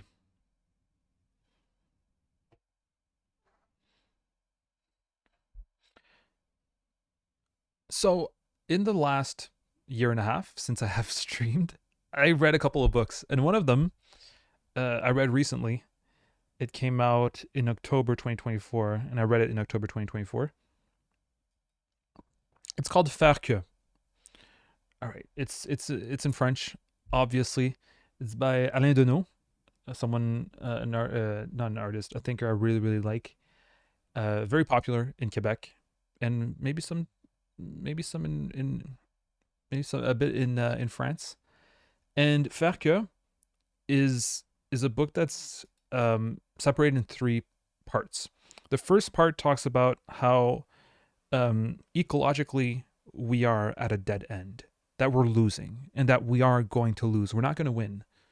Things are going so bad, and they keep going bad, and there's no way out of it. That's the first part, the first out of three parts of the book. It kind of sucks. It kind of sucks. It's like a very pessimistic view of the crisis that we're going through. Um, and the second part talks more about how, if I remember correctly, talks more about how. No, sorry, Rio's in the back and he's playing with some cables. The second part talks about how talks about l'inouï, or the unprecedented. He talks about how very often when we live moments of live moments of crisis, we can we can refer to previous crises in the past and be able to understand the gravity of that crisis through our comparison to the crisis that happened in the past. For example, when it comes to revolutions, right? We can compare ourselves to revolutions from the past. It can motivate us. It can help us understand what's going on. When COVID happened, we were able to do parallels with plagues and other things like the Spanish flu and things like that. Um, and faire que comes from the expression que faire, or what is to be done. What is to be done is, at least in French, it's the title of several books that have come up in history. Very often, books that are very radical. For example, Lenin wrote "What Is to Be Done," and a lot of books came from after that of what is to be done for different causes. And when it comes to the ecology, what Alain Deneau says is that it's hard to know what is to be done when we can't compare our what's happening to anything that's happened before. We are completely without any, in French it would be repère, without any reference. So that's what he talks about. And in the third part, he says, he talks about bioregions, and the part about bioregions is not necessarily telling us what to do or what is to be done, but what it says is this is probably what is going to happen, which is very Marxist of him to do, but I do believe he's a Marxist. So what is going to happen, he says, is that there is going to be a climate crisis. Well, we're already living it. But the climate crisis, no matter what we do, is going to severely affect and maybe destroy the way we live already. He says we don't need a revolution because the changes that we want to happen are going to impose themselves on us. He says we don't need to mobilize to have these changes happen because they will happen. And we're not going to need to mobilize for them. They will just happen out of necessity, out of supply chains breaking, out of the state not being able to provide for us because they'll be too busy answering or responding to the crisis. So to him, things are fucked, and we are going to change out of necessity and not out of will, out of revolutionary will. And the way we're going to have to change for him is through the concept of bioregions, which we can read the Wikipedia of, the French Wikipedia that I translated in English because the French Wikipedia is better. A lot of things in French are better. But you're going to have to take my word on that if you don't speak French. He says that because what we're living is unprecedented, we are going to need to find solutions. And because we're going to need to find solutions in a way that, to problems that we have no reference to, we're going to need to find solutions on a human level, on a human basis, like together. The systems that we created for ourselves are not designed to answer to the type of crisis that we're living. And therefore, we're going to have to reimagine how to organize. And the only way to do that is by getting together and doing it on a human level. And when he says doing it on a human level, he means to do it more on a regional level, which is bioregion. That's where it comes from. We won't have a choice to organize on a human level together as small communities.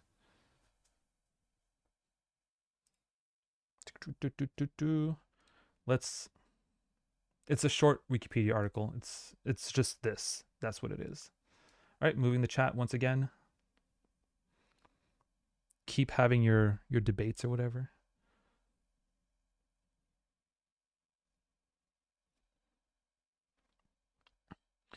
So, bioregionalism is a political, economic, and cultural approach based on the ecological specificities of territories called bioregions.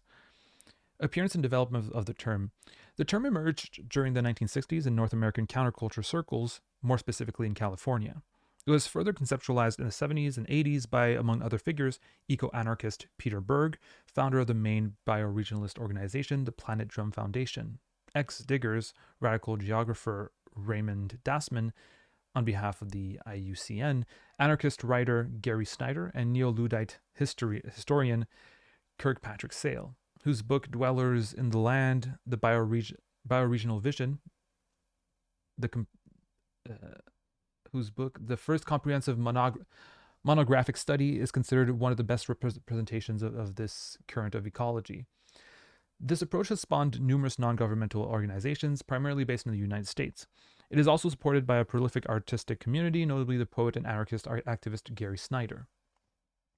It was not until 2019 that the first French version of the article considered to be the founding of the bioregionalist movement by Berg and Dasman was published, Réhabiliter la Californie.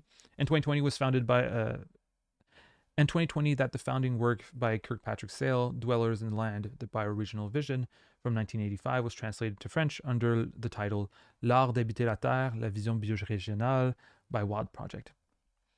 All right, let's just look at the basic principles. According to Peter Berg, bioregionalism is a proactive approach aimed at forming harmony between human culture and the natural environment, in contrast to classical political ecology, which he believes is more based on denunciation.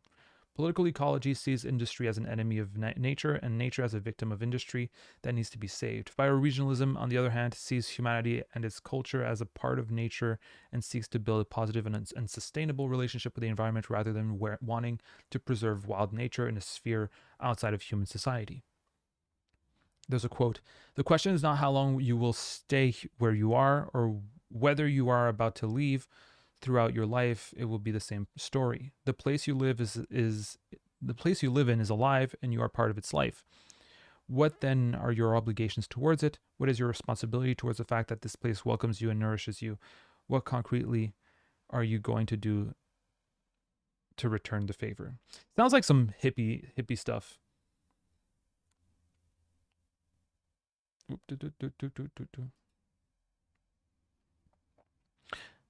But it's the whole idea that you need to.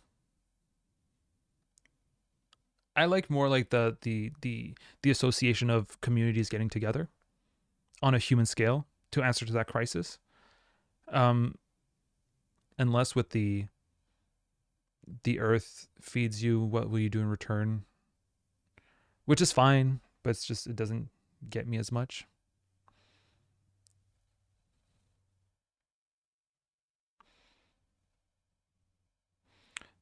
Oh, also says, I saw a video from a Spanish girl about this on YouTube.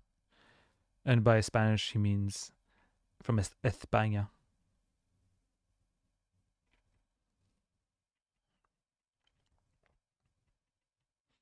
All right, goodbye, Tired Floor. You might have left already.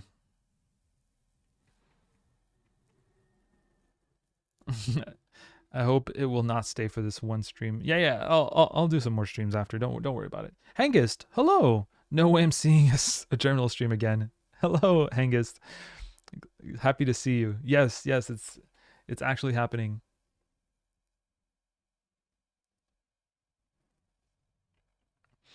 Yeah, Alger says, and I remember at the end she did caution about the potential bioregionalism has to step on toes, particularly of indigenous peoples' sovereignty. There's also the whole idea that, I don't know, there are some things about bioregionalism that I'm not sure about. For example, the fact that because it's small community, like it's such a concentration. Well, since you focus so much on your small community, or like, organizing on a human scale and governing on a human scale, then there are some parts of the world and there are some industries in the world that really do need to be answered, or like that need to be taken care of, and that without a broader government can be really hard to do regulations for or on. And that's sometimes the problem of communes in general, that just do their own things and then don't really participate in a broader effort to make the world better. But at the same time, like, yeah, we need governments to regulate and all that, but like, they do some regulations, but is it enough? I don't think so. Will it ever be enough? I don't think so either. Hello, obscure wild plant. Babe, wake up. New terminal stream just dropped. Can you imagine?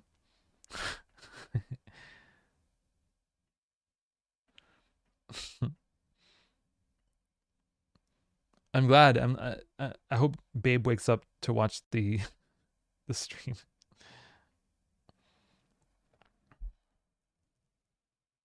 Video is called "Should We Rearrange the World's Borders According to Nature?" Yeah, in the book he doesn't really talk about borders.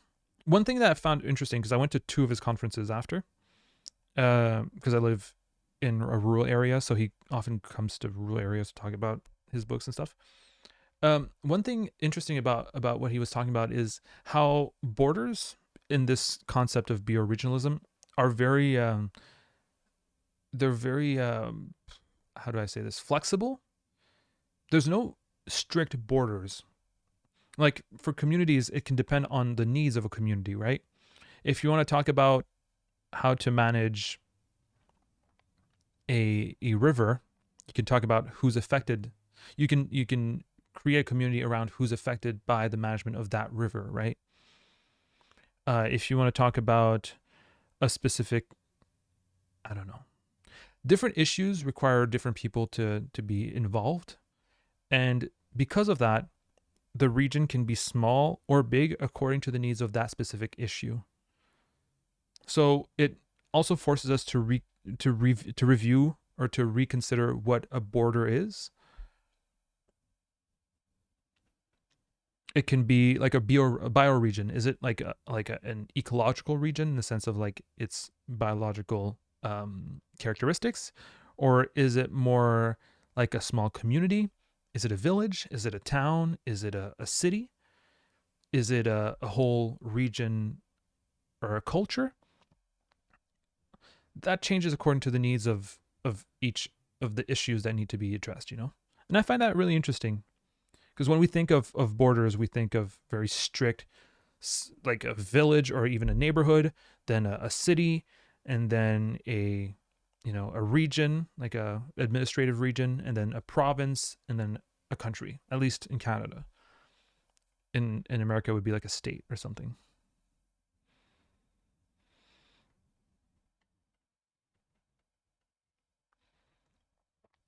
Also, I'd say I'd love to watch that video, but I don't speak Spanish. A little bit, un poquito, but not enough.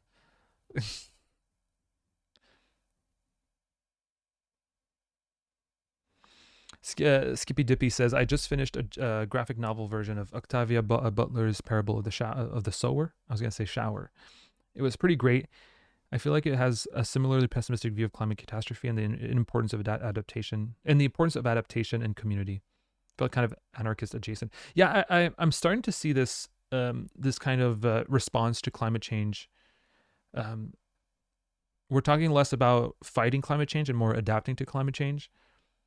And the way to adapt, from what I can see, like from the discourse that I'm hearing, is more about creating community bonds, creating community, um, making sure you're close to your community so that when things do start becoming less functional, then you have a support group, solidarities created, adjacency, things like that.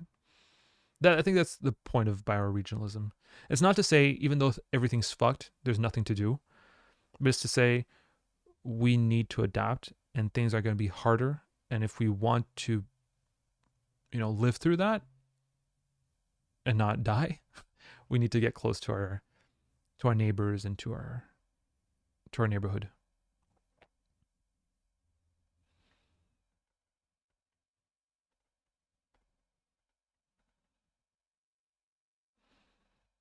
Call me underscore says, and many of the flaws of government come from the capitalist class bribing the political class. Yeah, of course. Certainly, at one point, those two classes can become the same.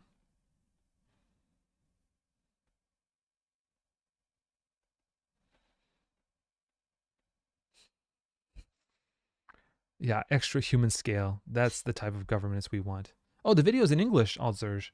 Oh. Oh, okay, okay, okay, okay. Then we can watch it. Well, maybe.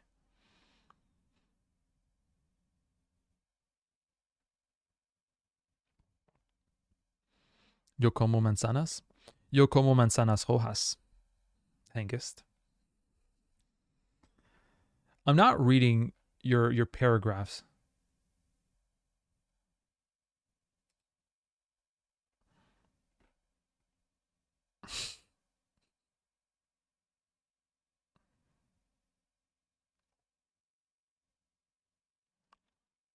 So the answer is worker-owned businesses. I like worker-owned businesses, but still, if there's a profit incentive, and if that profit incentive is contradictory to the, if the logic of profit incentive is contradictory with the preservation of a healthy planet, then I still think that worker-owned co-ops, worker-owned businesses are not necessarily great because the logic is still there. Profit logic and capitalist logic is still there. Scrungly little guy, hello. Hello, little guy. Hello. Says we're so back. Yeah, we are.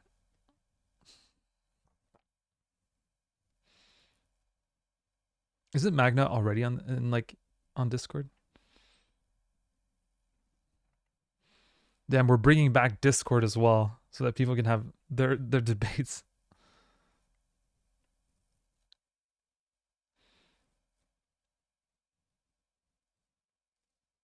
That's true. Call me underscore. Yeah, but worker-owned businesses have an easier time adapting to post-profit structure.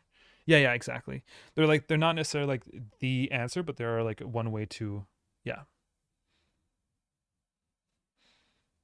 uh, uh, to a transition.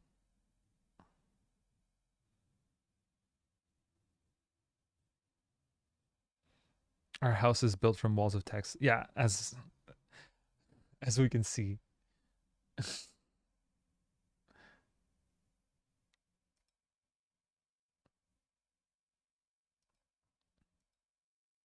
So yeah, that's where I am. Someone earlier asked me if my view on anarchism changed, and I think the way in which my view on anarchism changed is more like in what is to be done in the future. I never really believed in like revolution and things like that, but I think this book that I read and that I just shared really helped me with the whole idea that um the revolution will happen, but it won't be out of the will of people. It will be out of necessity, and it's going to be really hard. And yeah, what is to be done now, at least from what I understand, is create tools and uh, and ways to create solidarity within your communities.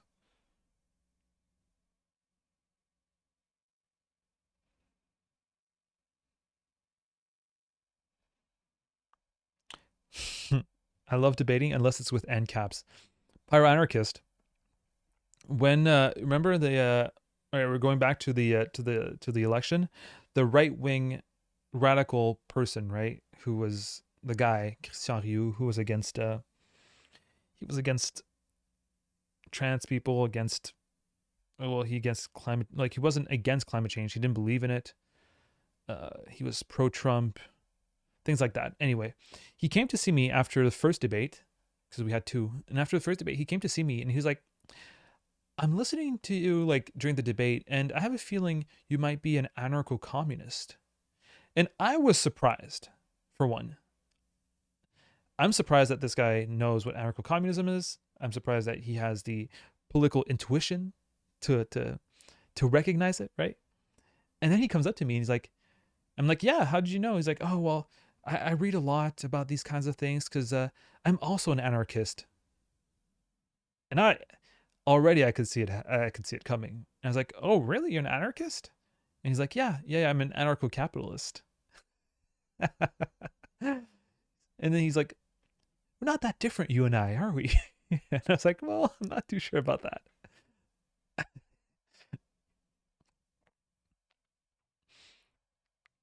I love end caps.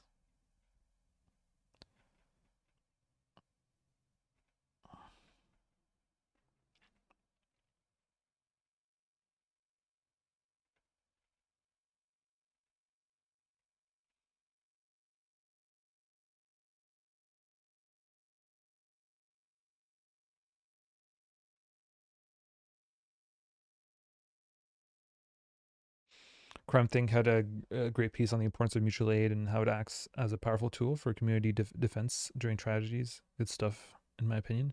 Of course, that's one thing about I like about bioregions as well. Like when Annie Deneau talks about bioregions, he talks also about um, small communities, especially in like rural areas. And one thing I do like about living in a small community in a rural area, there's a lot of things that suck. A lot of things that suck, obviously. But one thing I do like is the fact that you can easily build a reputation by being involved in your community. And that reputation can be really, really useful when it comes to organizing and when it comes to um, to building things together. Um, when you get involved in like, I don't know, I get involved a lot in culture and art. I got involved in politics and all that. It makes it so that when you bring it, and I know someone else who's also really involved in culture, and he has created a good reputation for himself. So when he organizes, there's more people going like that helps him because they know him and he's built like this network and all that. So it creates a when people know each other, it just makes it a lot better to organize events, organize the community. People are less, how do you call this? Like, I think a lot of people very often with others, they're very méfiant.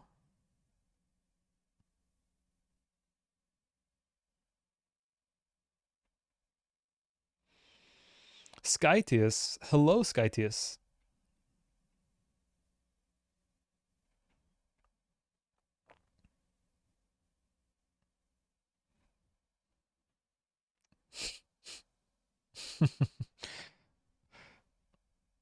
We're not so different, you and I. Yeah, classic villain move.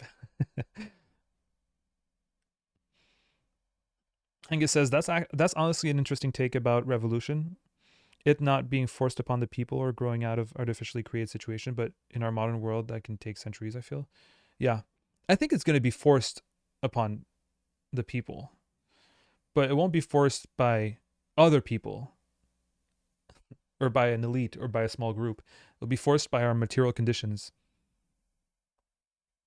Everything's just going to get so fucked. Uh, David Graeber did talk about that in Anarchist Anthropology, if I remember correctly. I don't think that's the name of the book, but it was the name of the book in French. Talking a lot about French today, aren't we? And in his book, he talks about the concept, which he didn't come up with, but like of parallel power structures, if that's the right term. And those parallel power structures are really important, like in terms of mutual aid and all that, but they're also very important so that when the main power structure crumbles or falls or is lacking, people can fall back on this parallel power structure. He gives an example in Madagascar, if I remember correctly, and that's where the importance of parallel power structures are. That's where the importance is, because that important does that if even if your parallel power structure, let's say it's like, I don't know, community center that doesn't seem to be doing that much, right? Well, the idea that that place, if something else falls, is something that people can fall back on gives it importance, even though it's not used to its complete, even though it's not revolutionary, even though it's not used to its complete, I don't know, to its full potential. It can still be something that people fall back on when they need it.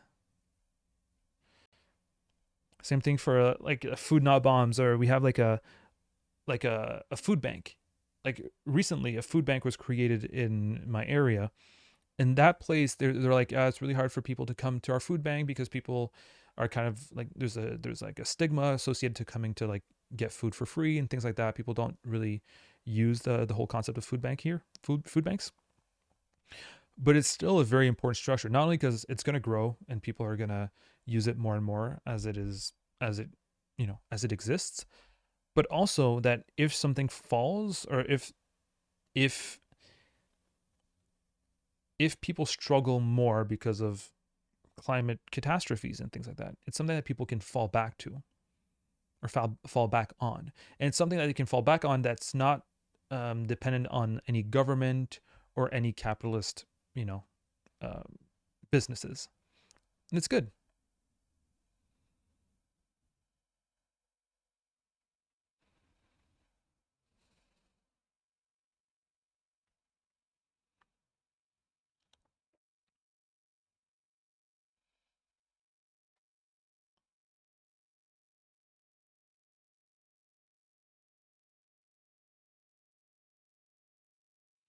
People talking about bureaucracy.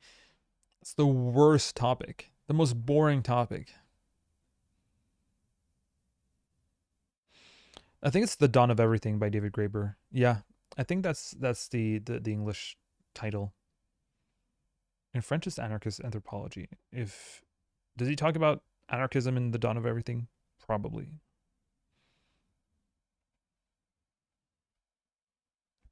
Speaking of anarchism, speaking of anarchism, what if we read a bit of anarchist FAQ? Wouldn't that be fun? That would be fun, wouldn't it? I missed reading an anarchist FAQ, and people still listen to it, both on like Spotify and on like YouTube. I was like, isn't it a shame that we stopped doing that? And it's one of the things that made me want to start streaming again, was reading an anarchist FAQ. First, before doing that, I want to go check where are we at in terms of an anarchist FAQ. Which episode are we at?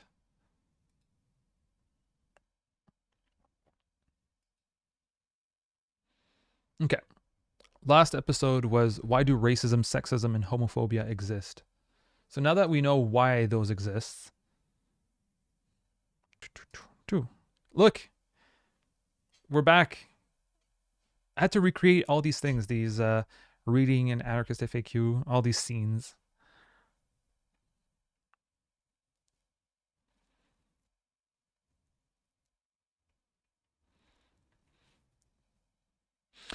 One interesting thing about end caps, sorry, Lex Jorniak says the problem with end caps isn't that they're inherently stupid or something.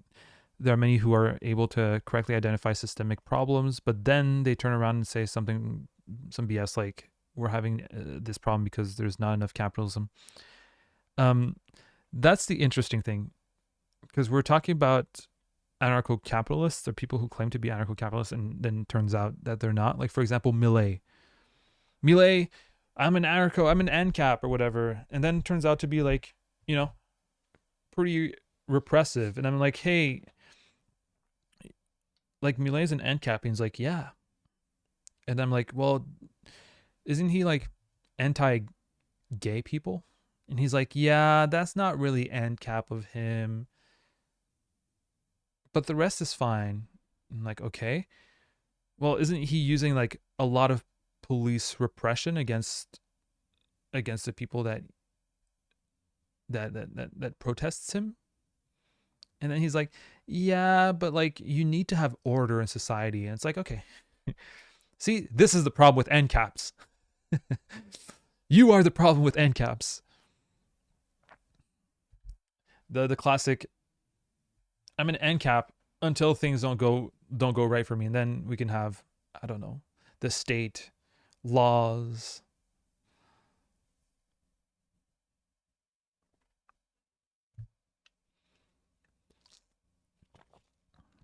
There's a reason why they need state and laws when you're an end cap, is because you don't have the same, like as with anarcho communists.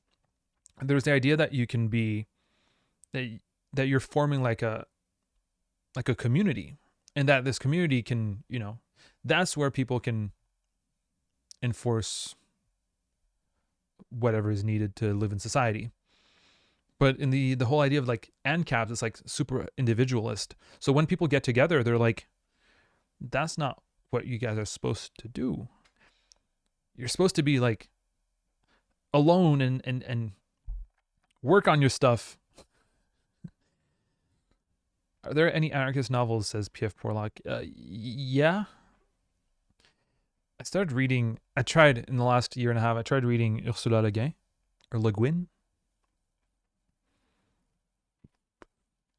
I didn't like it that much.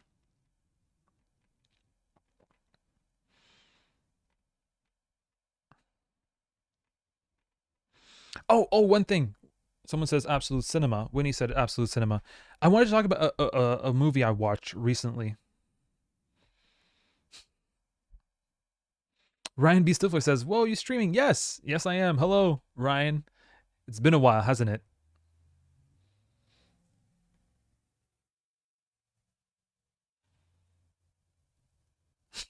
Or Isaac, who thought he could convince us to become ANCAPs by showing a fascist video. That's an interesting thing about ANCAPs and like fascism right now, is that I read that in another book that I read in the last year and a half, is the idea that now fascism's new face in the world, like the right wing fascism that we're starting to see more and more of in our world, is very often more about a smaller state, while in the past it used to be about a bigger state, right? More state control. And now it feels like it's about less state control, at least, especially in the economy. Um, it's something new about, and I think there's like a very, very strong correlation between NCAPs and fascism and fascists. And NCAPs hate that because they're like, no, we're for liberty. And they don't see it's not even a horseshoe. It's like a direct link between NCAPs and fascists.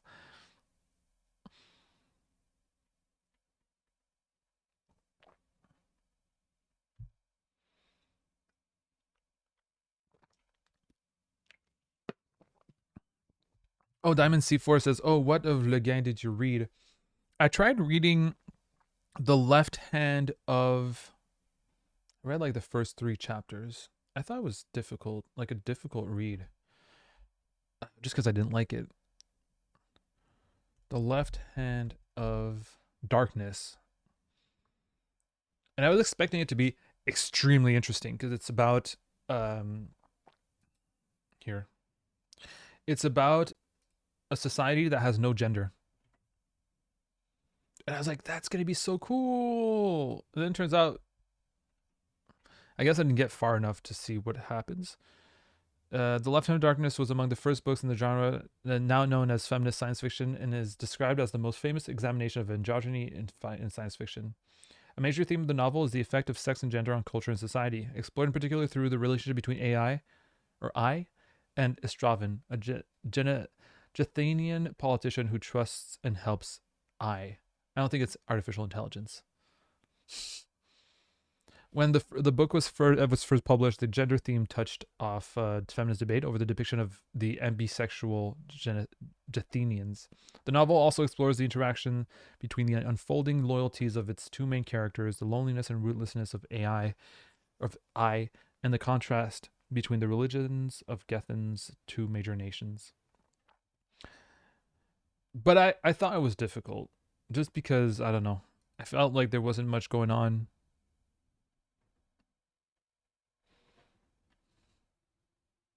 I'm not much of a novel reader in general. So if I am, it really needs to be interesting. And now it just felt like I was reading like an anthropology book of a society that doesn't exist, and that is kind of like a bit confusing, and like, whoa, I don't know how much I want to put some effort into that.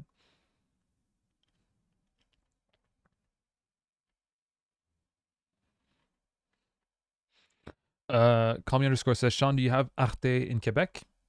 Is that a channel that gets broadcast in the wider francophone world, or just France? I think it's just in France, because I tried to look up a documentary on Arte online, and I couldn't. I don't know if it's just because it wasn't like available, or if it's because I'm in Canada. I tried with a VPN and it didn't work either. But it's definitely. I don't think it's on. No, it's on. Not. It's not on our cable television. I don't have television, so I wouldn't know. But I don't think it is. Yeah, Paramonica says it's less state control when it comes to the economy, but more state control when it comes to social issues. Yeah, yeah, exactly. Which is a bit, um, which is still like a distinction between fascism today and fascism back then, which I find interesting. Yeah, yeah. I tried reading the Dispossessed about like 7 or 8 years ago, but that was 7 to 8 years ago. I didn't speak that well English. I still don't. My English wasn't that good back then. So I tried reading in English and it was kind of hard. But maybe I could read it again and it'd be better.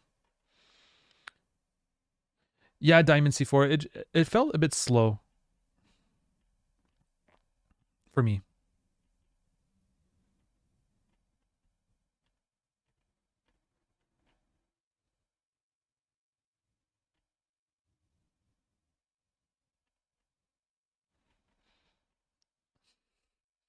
What did you meet? What did you miss, Alzerge? Me drinking 7 Up the whole time.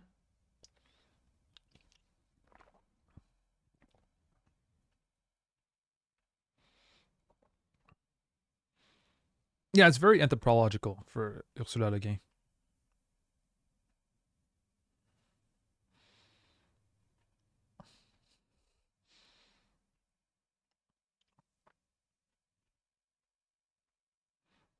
All right, I wanted to something that we used to do in previous streams is this. I'm trying to make it work right now.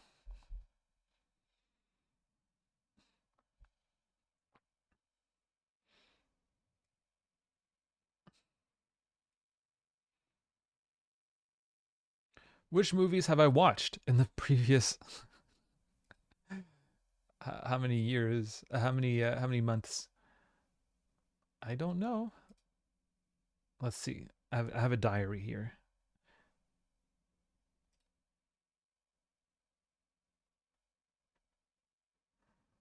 Oh wow, are we playing Pajama Sam? Pajama Sam is over. Pajama Sam is dead. Okay. These are the books I've. These are the movies I've logged since. Okay, last time I streamed, it was in December. December 2023. Oh, when the cat comes. That's when about when I watched when the cat comes. Wow, I can't believe I didn't rate many of these. Okay. Oh yeah, I went to a residency in Toronto. I didn't tell you that. I got recognized by someone in the street. I was so happy about that. All right, I watched Daisies, which I liked. All My Good Countrymen, I don't remember. The Fireman's Ball was not bad. That was pretty good actually. Czechoslovakian New Wave, Saltburn, whatever. Nope was all right. Starship Troopers was all right as well. Fallen Leaves was really good. This director, if someone knows him,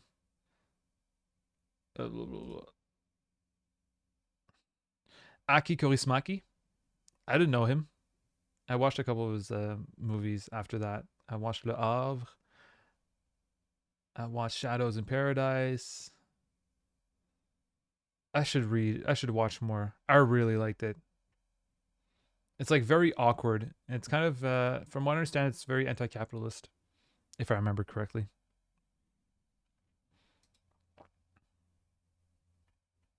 Pajama Sam died in Nam. I also remember that silly music app. You mean BeatStar? I still play BeatStar. That hasn't changed.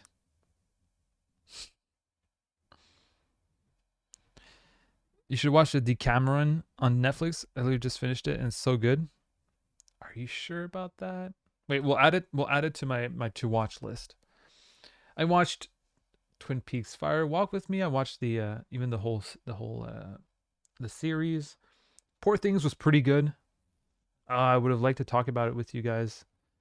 I had a debate over it. The Great Dictator, not bad. Anatomy of a Fall, of course. Made a video on it. Oppenheimer was not bad. Why didn't I not? I didn't rate back then. I started rating my movies as well. Holdovers was alright. Wrestling, a classic. American Fiction, if I remember correctly, was not too bad. Zone of Interest, I wasn't too sure about it, but then it was really good. It's the for those who don't know, it's the movie that happens on the outskirts of Auschwitz, where you follow this Nazi. It's really interesting. American movie was funny, interesting as well. Roadkill, a classic that I watched in Toronto during my residency. Trying to see Anatomy of Fall. I watched it again. Mighty Morphin Power Rangers, the movie, great movie.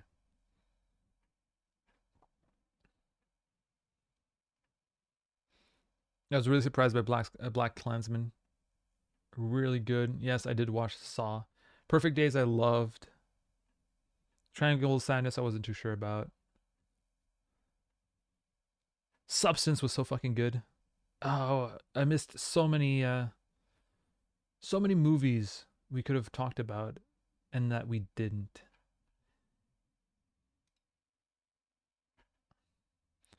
Lobster was alright. Civil War was alright. I saw the TV Glow. I didn't like, even though it's from what I understand, it's a trans movie, but I didn't really understand it. Beau was Afraid was not bad. Trying to find Challengers was terrible. Didn't like it. Different Man was really fucking good. Y tu mamá también as well. Real Pain was all right, as you can see. Oh, now I started rating. Heretic, I gave it a 0.5 stars. A Reddit like if you want to watch a movie about a Reddit atheist being a psychopath, Heretic is Heretic is it. But it's terrible. This movie is all about making you lose your beliefs through torture. I used to believe that by watching an A24 movie, I'd tune in for a great experience. This movie tortured me out of that belief forever. I finished watching this movie out of spite just to have the legitimacy of giving it a half-star review. That's how much I hated it. Go like my review of it.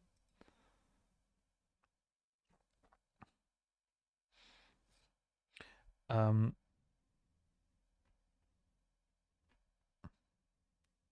yeah, Winnie, I fucking loved Perfect Days.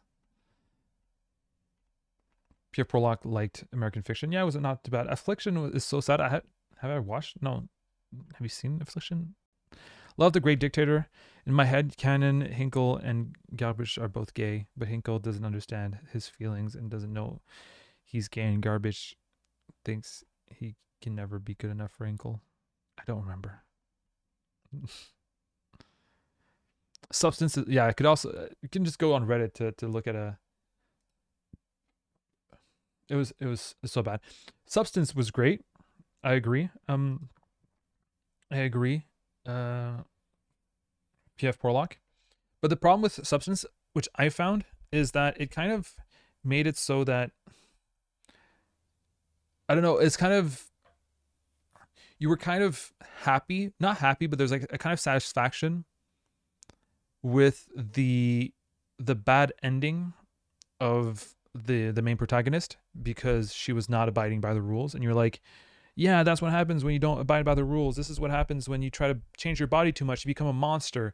And I feel like this kind of like feeling is a bit misogynistic. I feel like we all, I don't know. I don't know if you felt that. I don't know if you felt that, But that's what I felt. That's what I I felt like. And I didn't really like the feeling that it was inducing.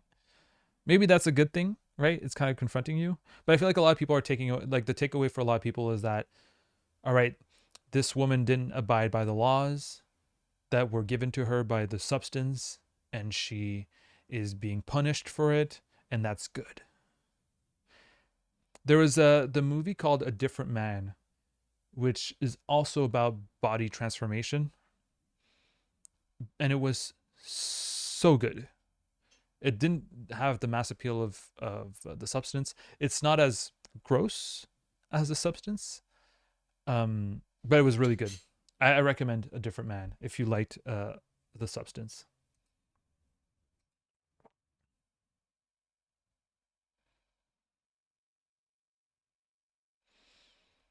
I watched Nora, Emilia Perez.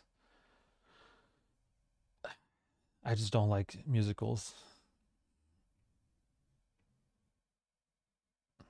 and it was already the songs were pretty bad. I didn't. I don't like songs from musicals. Nora, Woman in the Dunes, Say Nothing was really fucking good. Say Nothing as a series, amazing series. I recommend it if you like the Irish, if you like revolutions.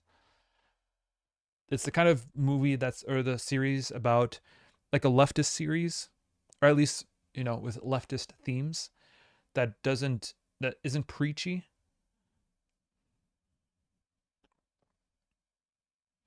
Amazing. The Revenant was really good. First time watching it. 8.5 was really good as well. Can't believe I just gave it 4 stars. Can I change that? I can. Giving it 4.5 stars. When the cat comes, watch it again. I really liked Children of Men. Conclave was interesting.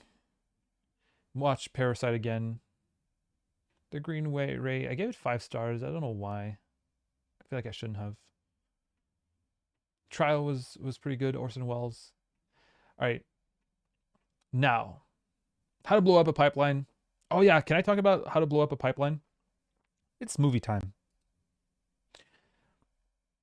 I watched the movie How to Blow Up a Pipeline after reading the book. I'd like to reread it, but uh, I didn't expect it to be like a fiction and a fiction movie, and I really really didn't like it. Even though it's like, it's not. I didn't unlike it or dislike it.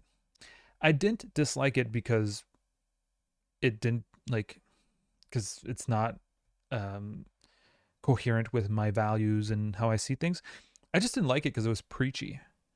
I didn't like it because there was no moral or like nuance. And one thing I like about the art that I watch is, like, I don't want. Yes, I do kind of want propaganda, right? Orwell wrote something along the lines of all art is to some extent propaganda. But I want my propaganda to also, like, make me think, right? And especially if you're gonna make me sit down for like 2 hours, at least have the decency to make me think and not just give me some. At the same time, maybe it's gonna make some libs think, right, about the importance of direct action and the importance of blowing up pipelines or whatever. But at least for me, it didn't give that much nuance. And Say Nothing, which is a series about the IRA, does bring that nuance in a very similar context, in the context of, like, placing bombs, doing revolutions, blah blah blah, and all that. I recommend Say Nothing because it it it succeeds where How to Blow Up a Pipeline failed.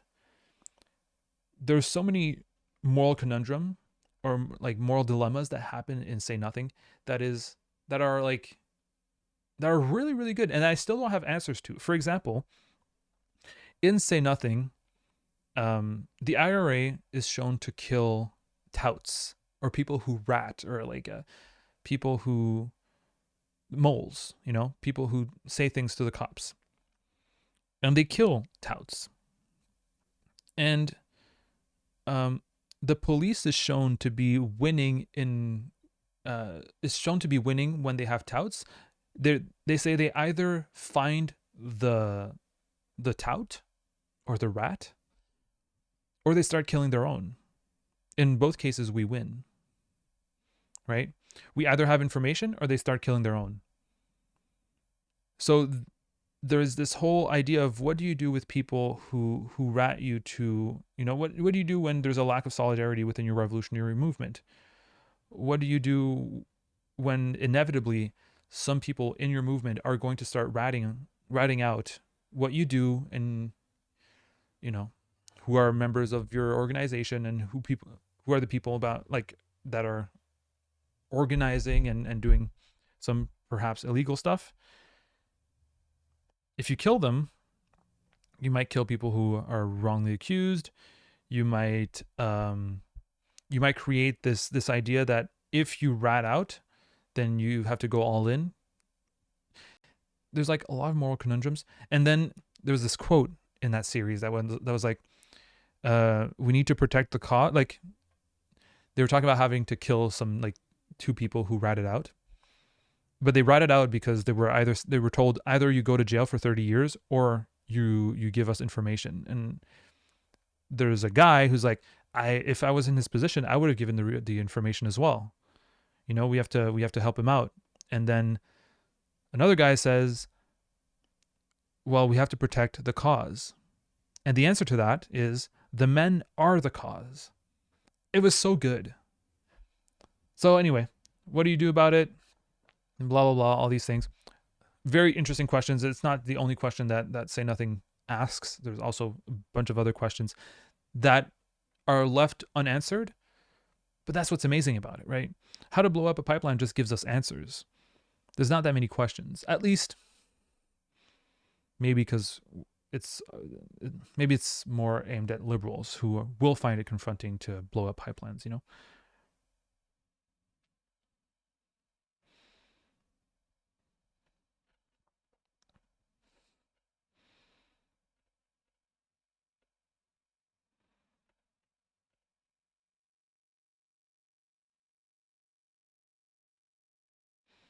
Animal Farm 1984, zero subtlety.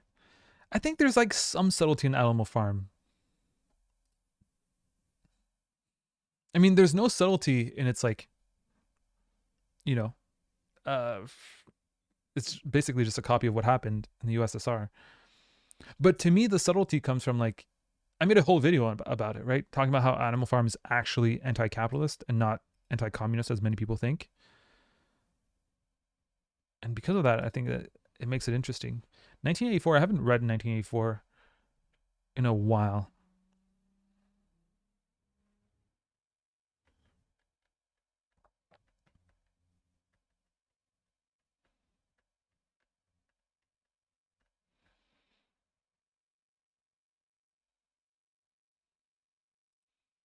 Finally, I want to talk about the latest movie I watched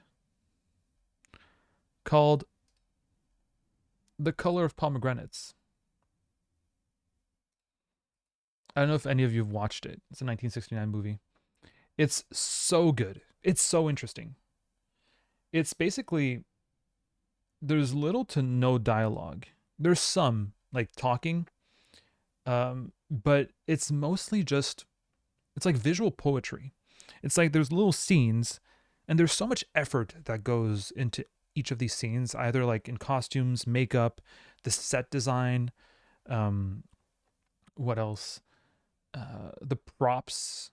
Sometimes there's like animals. Sometimes there's a bunch of people, like actors and and sometimes these like visual poems or whatever, they last like 10 seconds, and there's so much effort put in solely those 10 seconds. And it's like many scenes like that, and to me, this whole movie feels like poems that are being recited to us back to back that you don't really necessarily understand, which makes it hard sometimes to appreciate the movie, just because it feels sometimes a bit, I don't know, pretentious, as a lot of poetry does. But in this case, I really liked it, and I feel like one of the reasons why I can't understand it, it's not because it's poetry. And by the way, it's really beautiful how, there's so much work put into like 10 seconds of footage. because that's how poetry feels sometimes. There can be like a shit ton of work put into like a small poem. But in any case, um, what I find really really interesting about The Color of Pomegranates is the fact that it's a movie that was made in Armenia by an Armenian, and there's so many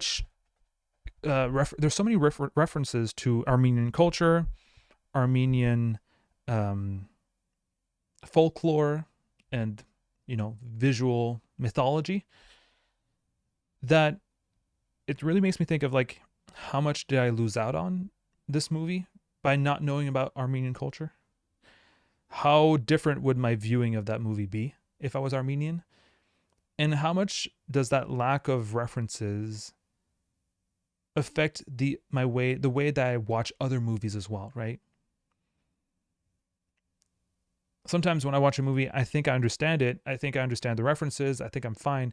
But how much do I not know what I don't know? It's impossible to know how much you don't know because you don't know. Does that make sense? um so that makes it really hard but at least in The Color of Pomegranates, you know that you don't know, because it makes like the fact that you don't understand what's going on but you find it beautiful, but you don't understand because you don't have the references, makes it so that you are made aware of what you don't know. Of course you don't know how much you don't know, but you still know that you don't know.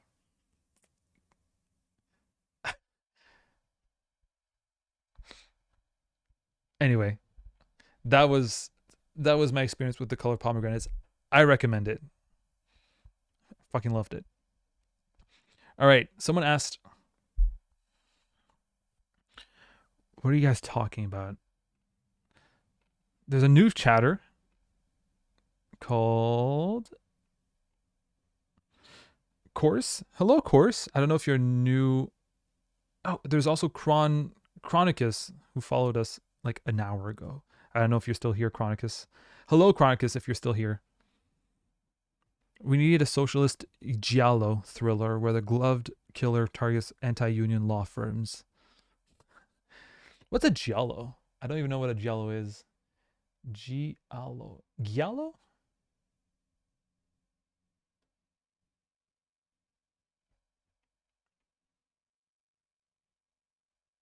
Okay, let's look it up.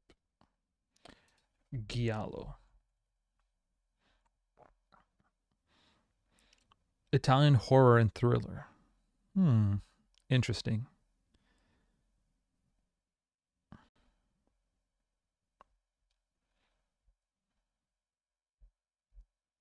But hello, Chorus, by the way. Anti-union law firms. It would need to be pretty nuanced. I want nuanced movies. What do you think of that? I'm interested. And your pyro anarchist replying to Magna talking to pyro anarchist. What did you write? I can't find it.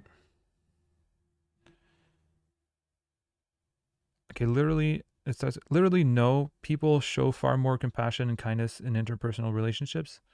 It is capitalism that turns people against each other by its profit incentives. I think there's definitely a way in which capitalism turns people against each other. There's like competition against others. I think there's also like a individualistic lifestyle that capitalism imposes on people. That makes it so that we are less prone to trusting each other. Um,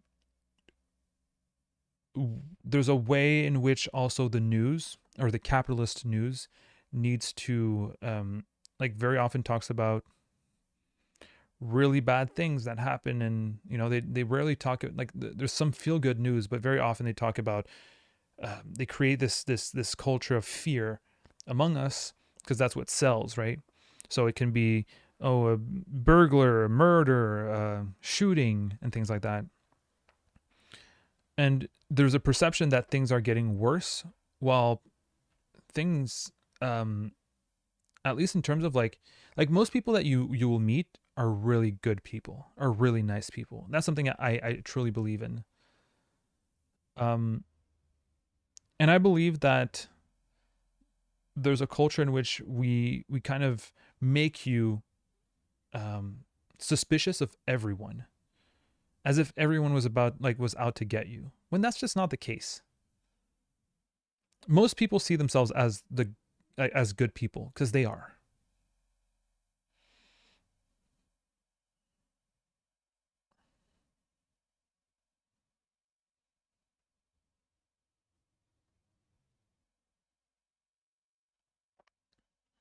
That's something I really believe in.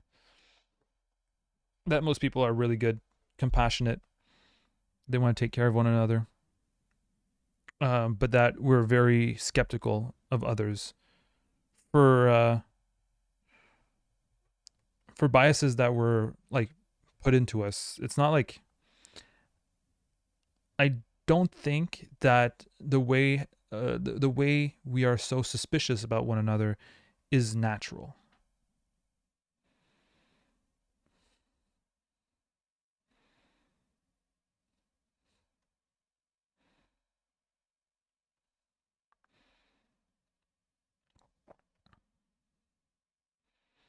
Thank you, Zgiawaj, for that message that you highlighted.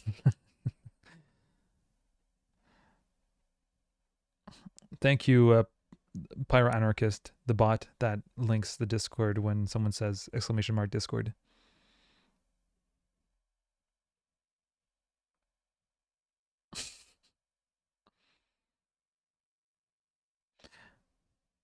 Dario Argento.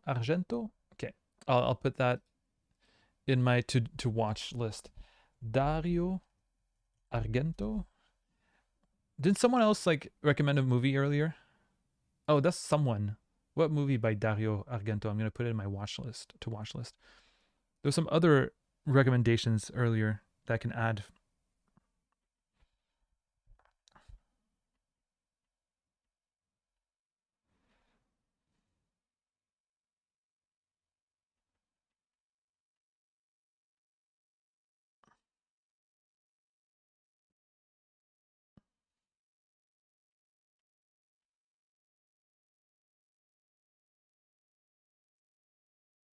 You were more interested in your answer for Pyro Anarchist. Both of you, everyone's writing so much, and you're writing walls of texts. I can't keep up. Your answer to your answer to Pyro Anarchist answering to you as an answer to you. You wrote, but the one defeats the other. How can the human be compassionate and kind when the human or the humans were the ones who create capitalism? If the human was kind and compassionate, they wouldn't be capitalist.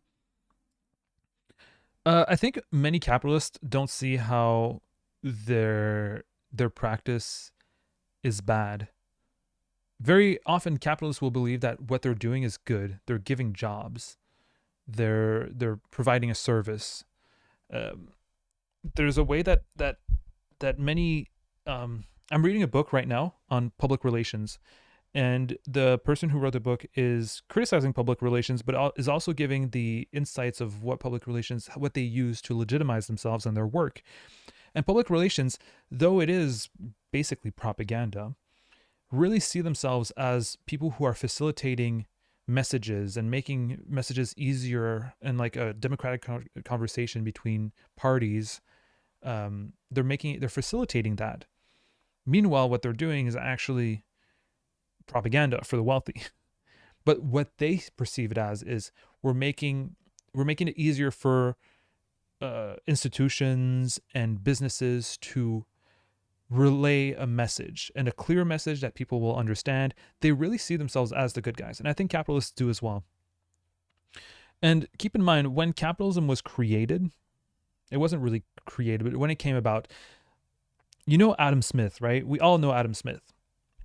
Adam Smith wasn't like, haha, we are going to create a a system that will exploit people. To him, capitalism was actually good. It meant freedom because he came from like a system where a lot of businesses was like were held by monopolies or by like some markets were monopolized by a small group of wealthy aristocrats. And Adam Smith was like, everyone should be allowed to compete in those markets. You shouldn't be like need to have like a specific you shouldn't need to be like part of a certain class or have specific, I don't know, uh, ties to the king or to aristocrats to be able to have access to that market. Anyone should have access to that market. And in The Wealth of Nations, he criticizes the masters of mankind. And the masters of mankind, he criticizes this elite who doesn't want to share the wealth and who doesn't want to open markets so that everyone can compete within them. And that being said, I don't know what I was going to say. That being said, people have good intentions very often, even when they're exploiting. I believe. And if there are some bad elements to like the exploitation, which there definitely is, they either brush it off or they say, well, that's part of, this system. The system has better good than bad. It's the best we got. It does more good than it does bad. And yeah, the bad stuff sucks, but it doesn't counter, like, I don't agree with that. But I do believe that's what they use to justify themselves.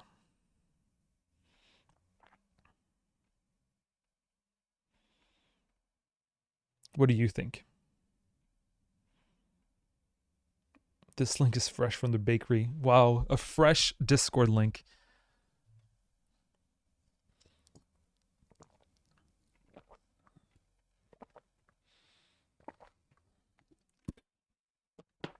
You complain about walls of text. Yeah, and then I go on a super long rant where it would represent like a full chat text. Even like it wouldn't fit.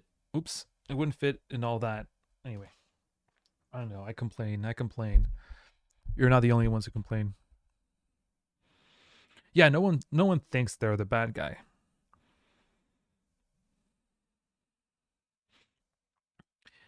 Even like the even fascists believe they're the good guys. Well, some love to revel into like, haha, I'm the bad guy, but they actually think that they're doing the right thing.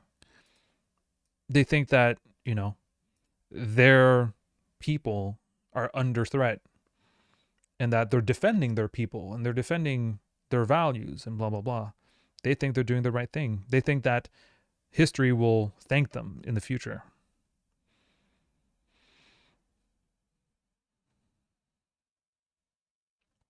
Yeah, call me underscore. I'm happy that yeah, the marketing class, a guy claimed unironically that marketing agencies perform the service of informing the public. Yeah, exactly.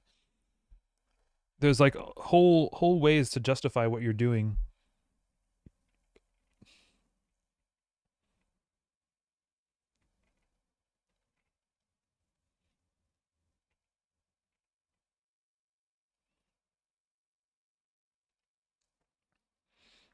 Yeah, Timmer. That's why that's my criticism of Adam Smith. I actually like liberalism.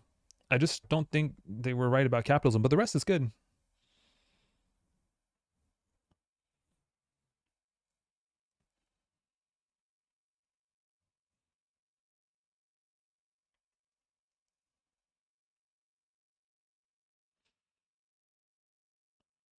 Magna asks, how does the economy in an anarchy work?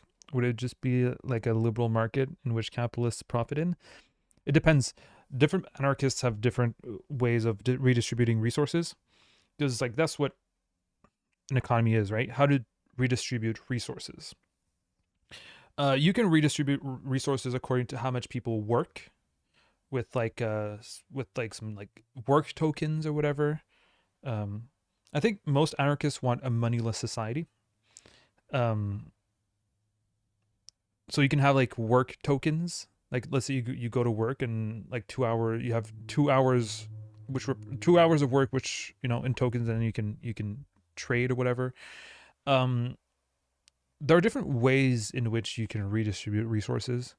I don't remember what is that called? Mutualism, when you have the work tokens or whatever. That's not necessarily the one I enjoy the most. The anarchist economy I like the most is anarcho-communist. It's the whole idea that everything belongs to everyone, like a collective pantry in a way, according to each according to their needs and each according to their ability or whatever. I don't know. I don't think that's the right one. That's those are the right words, but that's how I see it personally. Collective pantry for food, collective garage for, you know, whatever tools we need, collective workshop, collective, the only thing that's not collective is like personal use stuff. But like, let's say collective pharmacy, so you can just go in and take whatever you need, and there wouldn't be any need for hoarding. Because right now, if you say, hey, all the all the bananas are free, right? People might actually hoard bananas and get as much as possible. But the thing is, if you're in a culture and a system where everything's always free, then you don't have that insecurity of like, tomorrow things might not be free.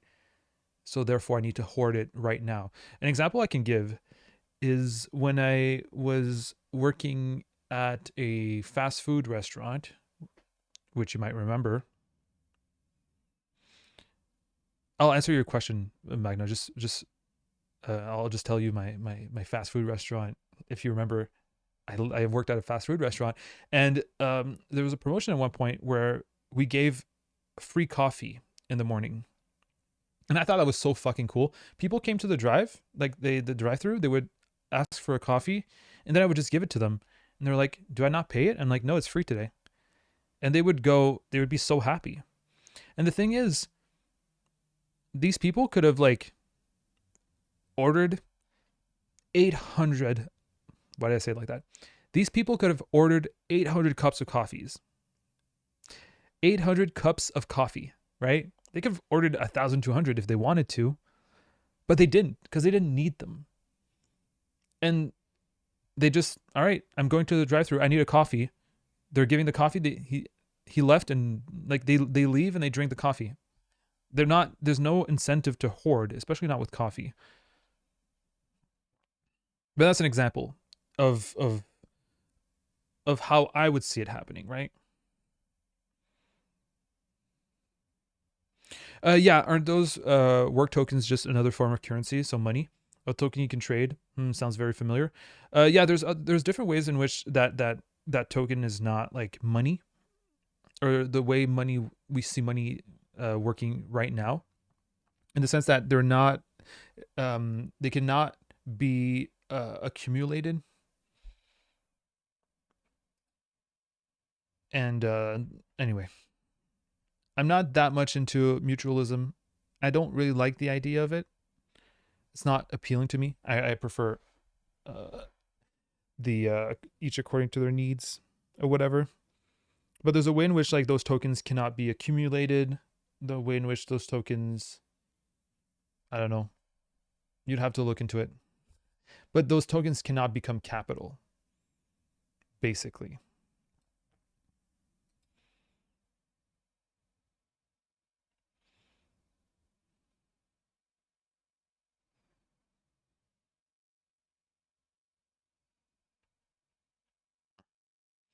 What Power Anarchist says, I agree. People aren't that rational. The idea that humans are rational is an idea that even in economics is becoming outdated. It's true. There's a wide variety of motivations why humans do things, including many seemingly irrational reasons. Yeah, the whole idea that, market competition works because of, kind of like hinges on our rationality, right? Here are two products. Rationally, this one is better than the other. Product A is better than product B rationally, right? Objectively, it's better nutrients, better whatever, depends on the product. But the other product B, has more marketing, or has cool designs on its packaging. And like a lot of us are gonna buy like the one with the cool packaging because it inspires more like trust or whatever, even though it's objectively not better than the other. Because we're not that rational. You know, if we were actually rational, we'd look at the specifications of each product. But sometimes we don't. Sometimes we just take the one that looks the coolest, or that the one that inspires the most confidence because we believe that it will be a better choice than, you know, but that the better choice that we make is not necessarily based on rationality. Very often it's based on emotions. And companies prey on our emotions and on our perceptions of certain things. Different colors, different symbols.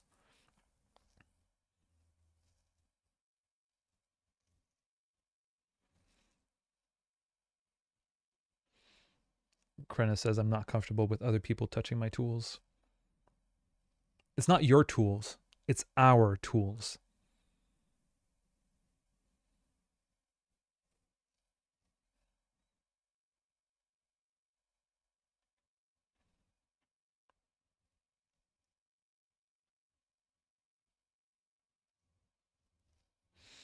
Magna says, but coffee is something that satisfied a finite need. What about other products which people might very well hoard? Like what?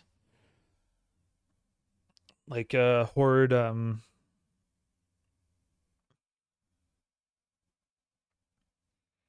like water? In a like if water is like scarce, there's a way in which you can ration it. Right now it's not like where I am at least. It's not scarce and like it's really according to each people's needs. And it's not like because I have access to water whenever I want, I'm not putting all the water in like gallons because I want to hoard it. Like you don't hoard something that's readily available. That's what I'm trying to say. So if things are available to fit your needs, for example, water, you're not going to start hoarding it because you know it's going to be available, right? I don't hoard water. I could.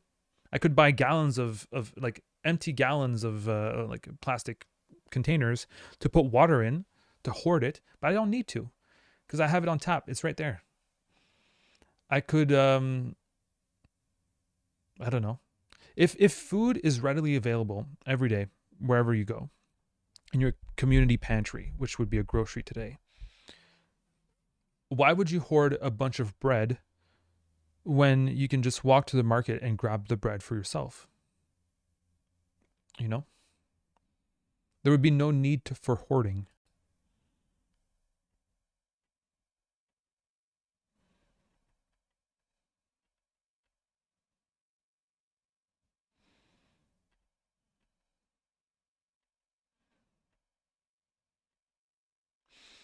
Krena says, do not use chisel like screwdriver. No, I think it's worse when you use a screwdriver like a chisel, which I've done in the past. But now that I'm a carpenter, I know how to use tools, so it's not going to happen. Thank you, call me underscore. Is coffee dances on trees? First time chatter. Hello, dances on trees. Um, asks, is coffee finite? Coffee comes from a plant. We can choose to grow more coffee if we want to. Yes. Oh, dances on trees also followed. So I hope people are saying hello to dances on trees. I hope so. I don't see it. I don't see anyone saying hello to dances on trees. But I think what Magna meant is that coffee is a finite need, I guess.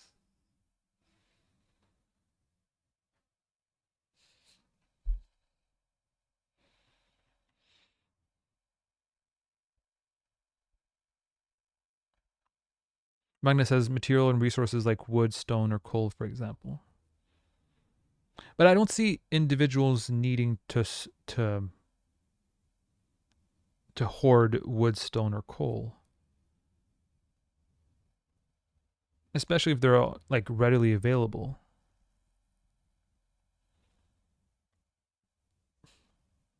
if anything, in terms of like storage, it might be worse to hoard these kind of things, especially if they're just you can just go to the store and grab the amount that you need for free. For example, right now, one of the reasons why we see people hoarding resources like that is like when it's on special. Like, oh, I can pay less right now than I would later. Let me hoard these resources, even though I'm not going to use them. But again, that's not something that would happen if things are free.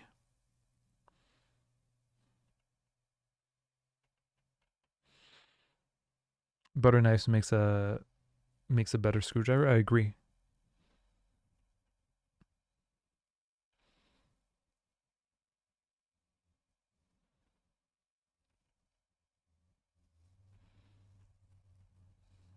Have you seen this meme? I don't know how old of a meme it is. The the wood is not a renewable resource.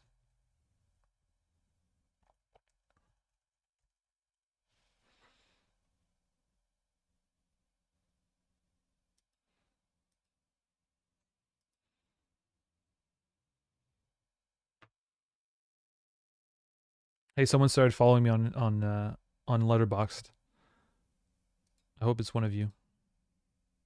All right, I don't have earphones because it's not something I planned on. Okay, we're gonna watch it anyway. Screen. There we go. Have you seen this? Actually, what if I use this? These are Bluetooth headphones. I hope it connects automatically.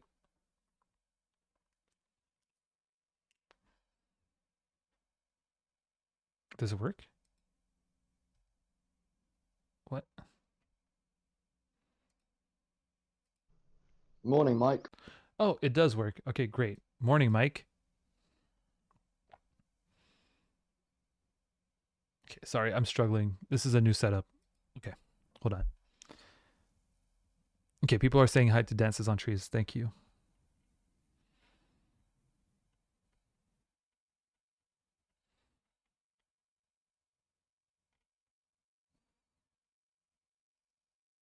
Magna asks, can things ever be free? Yes, yes, I do think so.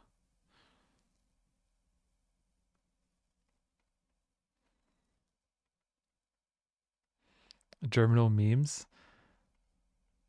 Germinal memes have always been the greatest memes.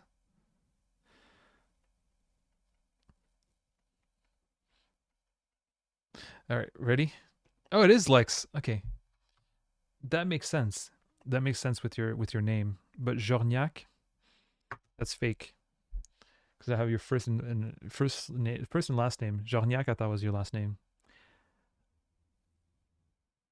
All right, ready? Morning, Mike. Oh, hello. What are you glued to, Cameron? Just your screen, unfortunately. Unfortunately. What do you do for a living, Well, Cameron?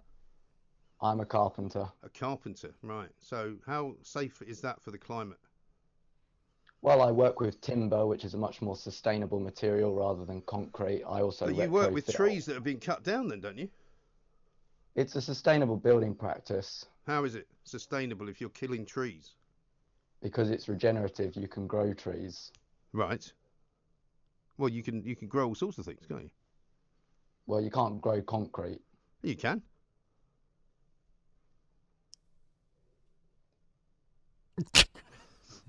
See you, Cameron.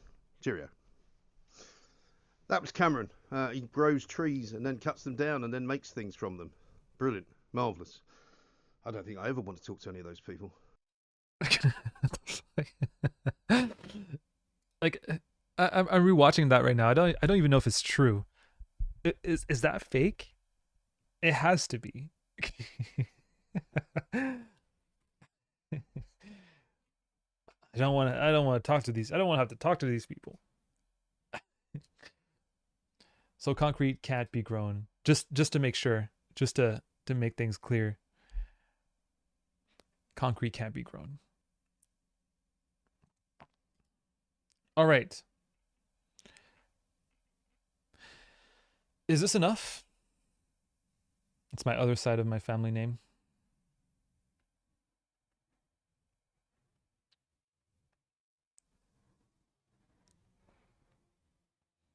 Magda,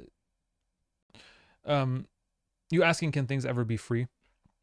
Just to make it clear, like those people, dude, just hates carpenters. I know, right? Where's that come from? Where's that hate? Which carpenter hurt you? Um, we often, for Magna, like, can things ever be free? Like, we often see everything as like as trading, right? And like things can't be free. Bro was humiliated. I, I I wonder if the carpenter was actually thinking, is he right? Can we actually grow concrete? Or it was the whole time he was thinking, no, like this is this this doesn't make any sense. Is it reading time? It will be. But I just want to answer to Magna if Magna's still around. The whole idea that like everything that you every resources that you have, every product or commodity that you have is a product of trade is true. The thing is, I don't when I think of something is free, I don't think it's necessarily free in the sense that you just take it without giving anything in return, but it's more about calculating what you give and what you take. I don't think we need to calculate and what we give and take, right? I think I can take whatever I need, either it be food, resources, tools from a common workshop, things like that, without having to prove that I've worked enough to have access to these resources, right? Because I'm working, I'm contributing to society through whatever means is necessary within that society, and I'm taking resources in return. Money or currency very often allows to make sure that you're working enough in exchange of to like what you get or what you take. Very often people will argue you never get enough because the system is made so that you take less than you give. Some people take the some people what you give and what you don't get in return is the profit that some people take from you, right? Anyway, I just think we don't necessarily need to calculate how much you're giving and how much you take in return. I think everyone contributes to working, and everyone can contribute and well can have the have money from have commodities from that. Yeah, we are going to read. It's reading time.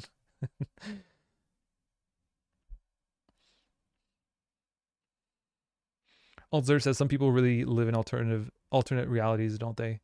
I think it's what happens when you perform. You know, when you're like in a in a setting of performance where right now he needs to dunk on this other person, doesn't really need to, and reason kind of gets out of the way, and it just you need to dunk on someone, and that's what happens.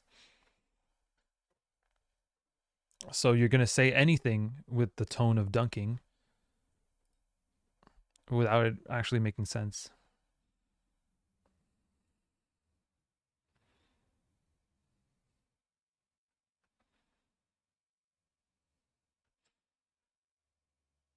I really didn't read your comment well, Dances on Trees. I heard in the US we have more housed than we have unhoused people, which is true. We don't need to build more housing. We have a problem with distribution. Then when I read we have a problem with distribution, then I understood that you didn't say we have more housed than unhoused people. You said we have more houses than we have unhoused people. Yes, I agree. It's here there are some places where there are more unhoused people than there are houses. The inoccupation rate in the city of Gaspé is really low.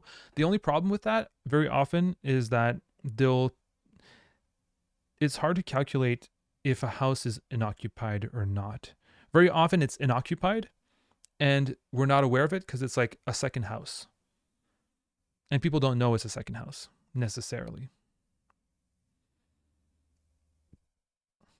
In like in my region, very rural on the side of the water, there's a lot of houses that are owned by people who live in the city, and they own these houses just for fun, or sometimes just to Airbnb them. But they say it's theirs, like for their own, because like Airbnbs like are getting more and more regulated. So they say that that's where they live, but that's not actually where they live anyway.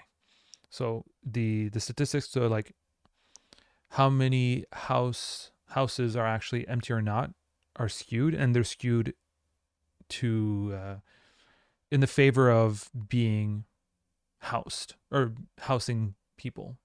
Very often they don't, but people think they do. Cyan Matter, hello. Looking at your startup concrete farm. I hope it's going well. Growing concrete. I read a book on concrete as well, by the way, during the last year and a half since streaming. It was really, really good. Did you know that to make concrete you need sand, but you can't have any sand? You can't have sand from like the desert, right? You need river sand. And river sand is it's dangerous to take, right? Because when you take river sand, you actually hurt the riverbed, which is not good for ecosystems. But the reason why you need river sand and not the sand of like dunes in, I don't know, the Sahara, which there's a lot of sand there, is because you need sand that's been polished by water, or that's been eroded by water and not eroded by the wind. Isn't that interesting? So concrete is really bad for many reasons, and one of them is the sand that it requires. When I say it's really bad for the environment, but it's also bad as a construction material, at least in the book that I read called Béton by Anselme Jappe. It was in French again. There's so many interesting French books, aren't there?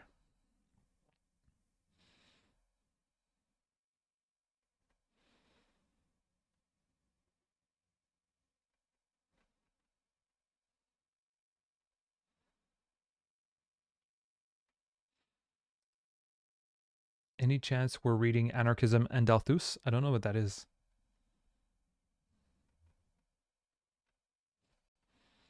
That's why I think the mutualist concept of ownership for use is compelling. Yeah.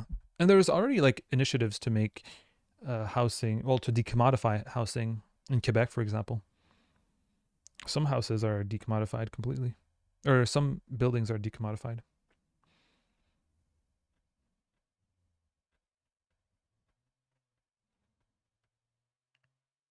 Yeah, Krenna lives in the, like, has the same thing about houses being completely empty and used. Yeah, Airbnb really is a plague on housing. Yep.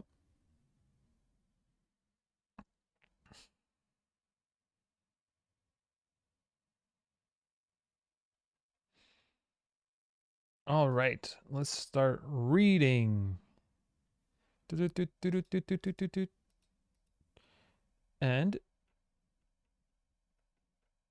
what we're gonna read. All right, it's been a while, so I might have to like correct myself a lot. I hope I don't have to. We're reading. Oh, I'm gonna retitle the stream. How is the mass psychological basis for authoritarian civilization created? Reading, oh, anarchist FAQ. They want me to put it civilization, no Z. Okay. Updated stream title. Not the most clickable stream title, but listen, that's what we're doing.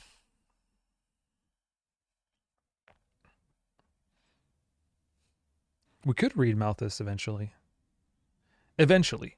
But right now we have to read, how is the mass psychological basis for authoritarian civilization created?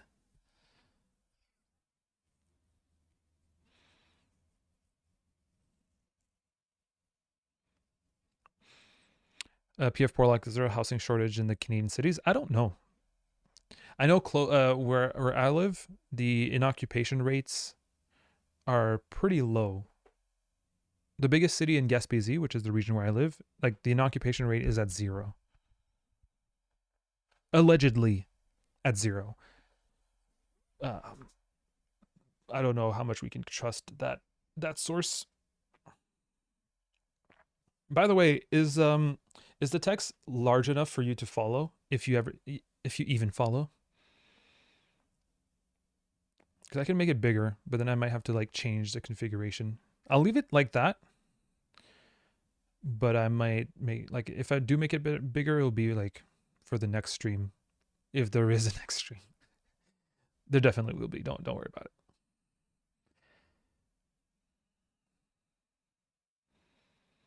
Yeah, affordability is definitely an issue. All right. Let's do some reading. B.1.5. How is the mass psychological basis for authoritarian civilization created? We noted in section 8.3.6 that hierarchical authoritarian institutions tend to be self-perpetuating because growing up under their influence creates submissive/authoritarian personalities, people who both respect authority based on fear of punishment and desire to exercise it themselves on subordinates.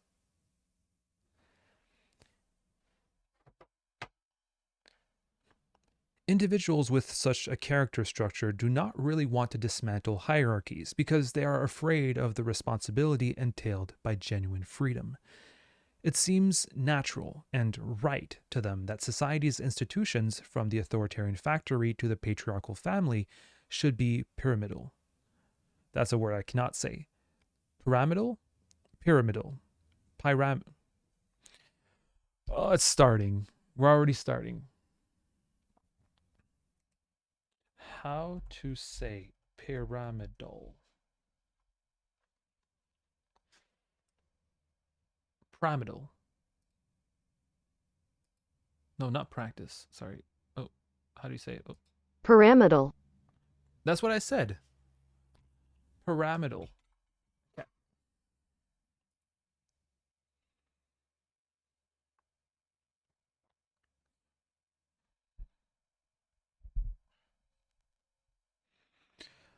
Patriarchal family should be pyramidal, with an elite at the top giving orders with those below them.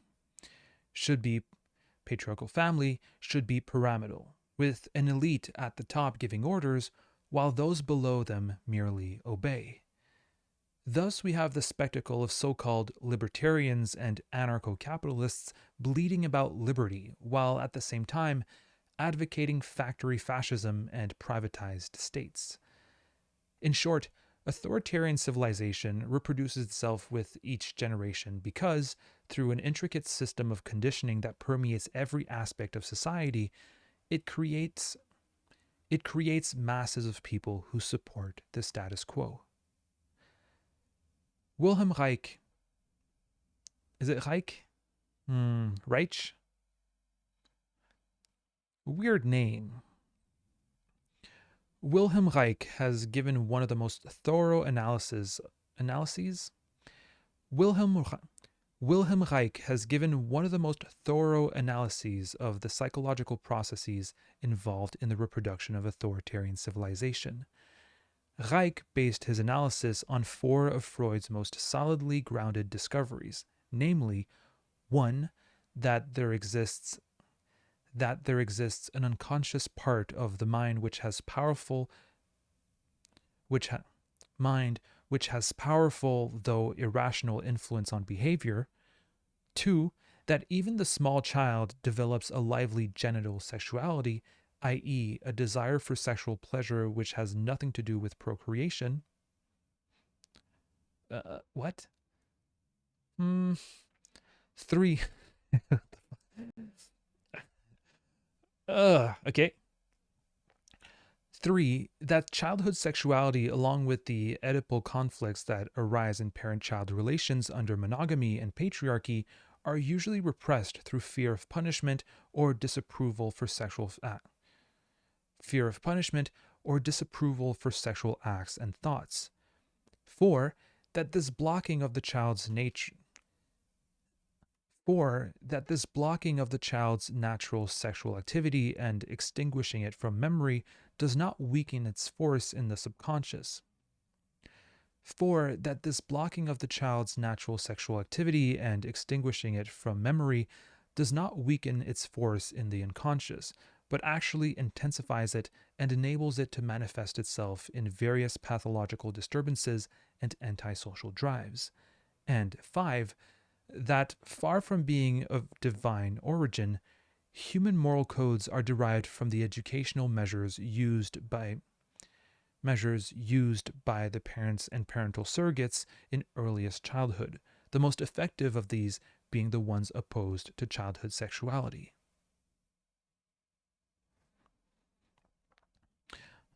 I don't know much about that. It does feel a bit weird and makes me uncomfortable.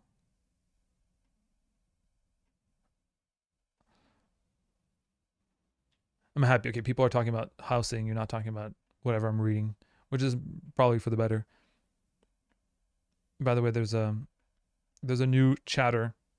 Lord Rambo. Hello, Lord Rambo.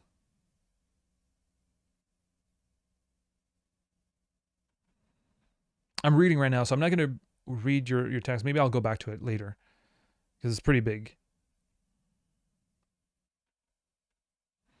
Okay, let's continue. But I hope people are saying hello to the new chatter, as they should.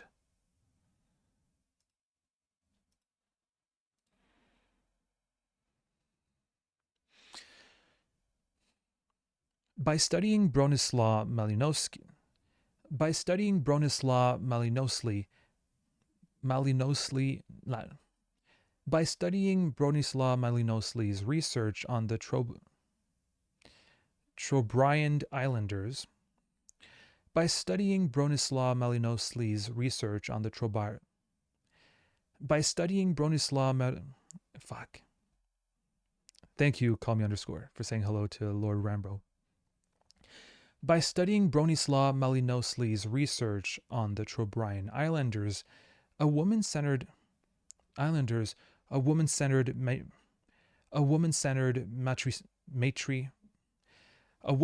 matricentric society in which children's sexual behavior was not repressed and in which neuroses and perversions, as well as authoritarian institutions and values, were almost non-existent, Reich came to the conclusion that patriarchy and authoritarianism originally developed when tribal chieftains began to get economic advantages from a certain type of marriage, cross-cousin marriages, entered into by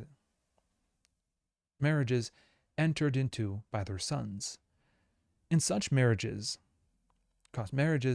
entered into by their sons. In such marriages, the brothers of the son's wife. In such marriages, the brothers of the son's wife were obliged to pay a dowry to her in such marriages, the brothers of the son's wife were obliged to pay a dowry to her in the form of continuous tribute, thus enriching her husband's clan, i.e., the chiefs. By arranging many such marriages for his sons, which were usually numerous due to the chief's privilege of polygamy,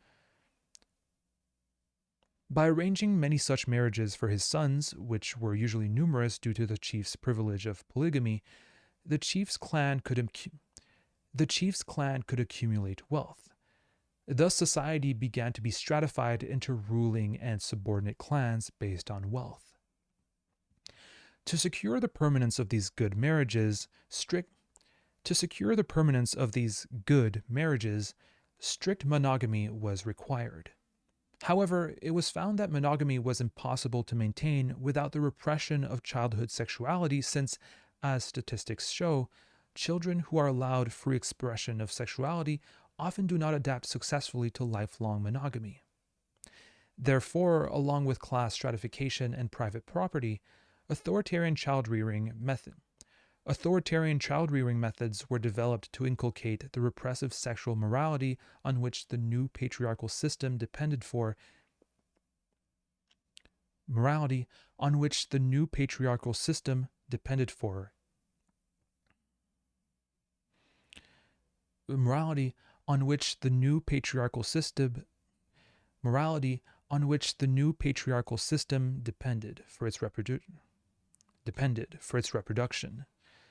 Thus, there is a historical correlation between, on the one hand, pre-patriarchal society, primitive. Thus, there is a historical correlation between, on the one hand, pre-patriarchal society,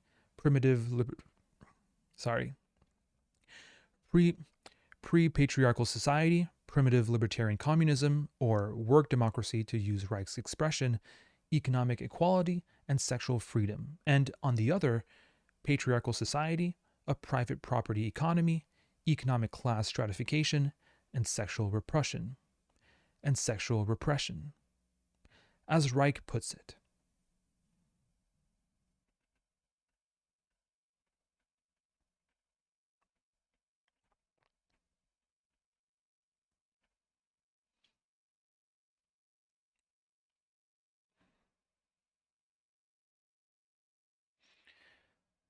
Open quote. Every tribe that developed from a matricentric to a patriarchal organization had to change the sexual structure of its members to produce a sexuality in keeping with its new form of life. This was a necessary change because the shifting of power and of wealth from the democratic gens, maternal clans, to the authoritarian family of the chief was mainly implemented with the help of the suppression of the sexual strivings of the people. It was in this way that sexual suppression became an essential factor in the division of society into classes. Marriage and the lawful dowry it entailed became the axis of the transformation of the one organization. Marriage and the lawful dowry it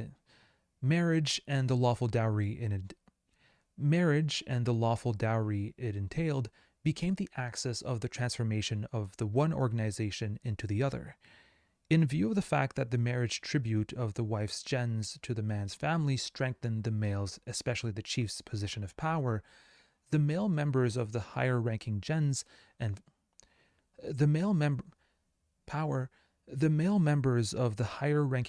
families developed a keen interest in making the nuptial ties permanent. At this stage, in other words, only the man had an interest in marriage. In this way, natural work democracy's simple alliance, which could be easily dissolved at any time, was transformed into the permanent and monogamous marital relationship of patriarchy. The permanent monogamous marriage became the basic institution of patriarchal society, which it still is today. To safeguard these marriages, however, it was necessary to impose greater and greater restrictions upon and to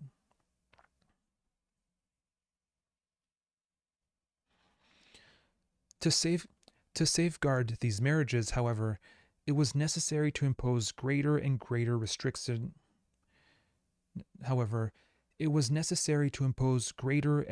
restrictions upon and to depreciate natural genital strivings. End quote.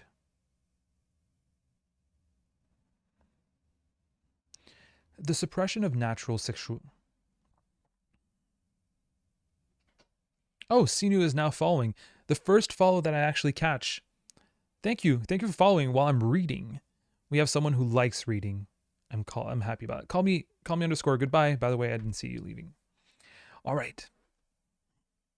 This is an interesting chapter. It's a bit weird, but still is very, very interesting. It's weird for the whole like child sexuality that is repressed and things like that.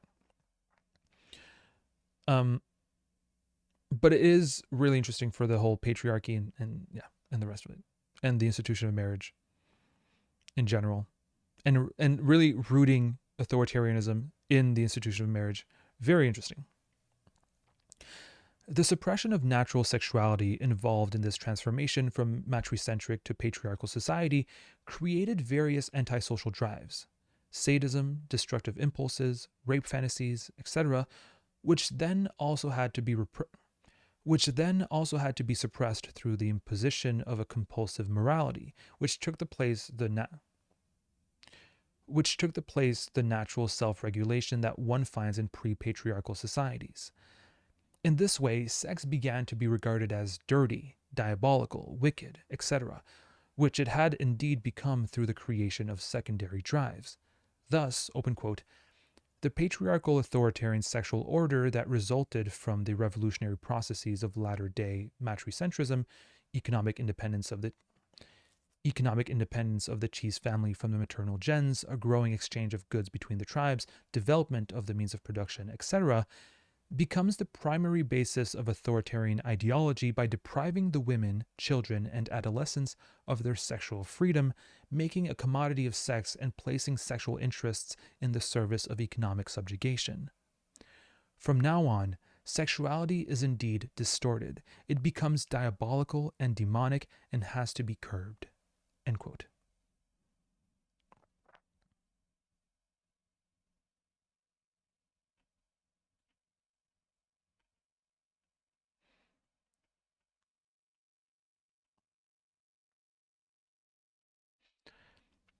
Once the beginnings of patriarchy are in place, the creation of a fully authoritarian society based on the psychological crippling of its members through sexual suppression follows. Open quote. The moral The moral inhibition of the child's natural sexuality, the last stage of which is the severe impairment of the child's genital sexuality, makes the child afraid, shy, fearful of authority, obedient, good, and docile in the authoritarian sense of the words. It has a crippling effect on man's rebellious forces because every vital life impulse is now burdened with severe fear. And since sex is a forbidden subject, thought in general and man subject, thought in general and man's critical faculty also become inhibited. In short, morality's aim is to produce acquiescent subjects who, despite distress and humiliation, are adjusted to the authoritarian order. Thus, the family is the authoritarian state in miniature, to which the child must learn to adapt himself as a preparation for the general social adjustment required of him later. Man's authoritarian structure, this must be clearly established, is basically produced by the embedding of sexual inhibitions and fear. End quote.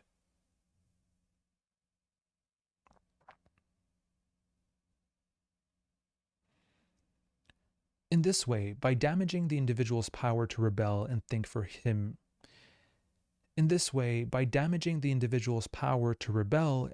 him slash herself, the inhibition of childhood sexuality and indeed other forms of free natural expression of bioenergy, for example, shouting, crying, running, jumping, etc., becomes the most important weapon in creating reactionary personalities. This is why every reactionary politician puts such an emphasis on straightening the family and promoting family values, i.e., patriarchy, compulsive monogamy, premarital chastity, corporal punishment, etc. In the words of Reich, open quote, since authoritarian society reproduces itself in the individual structures of the masses with the help of the authoritarian family, it follows that political reaction has to regard and defend the authoritarian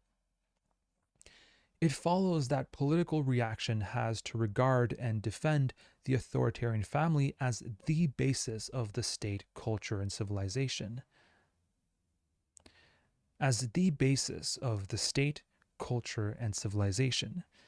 It is political reaction's germ cell, the most important center for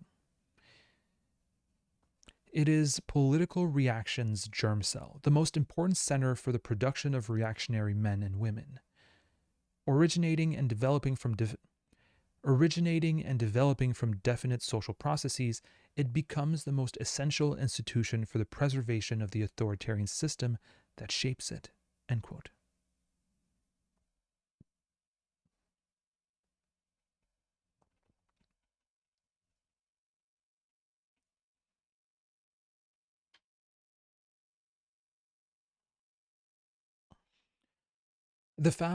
The family is the most essential institution for this purpose.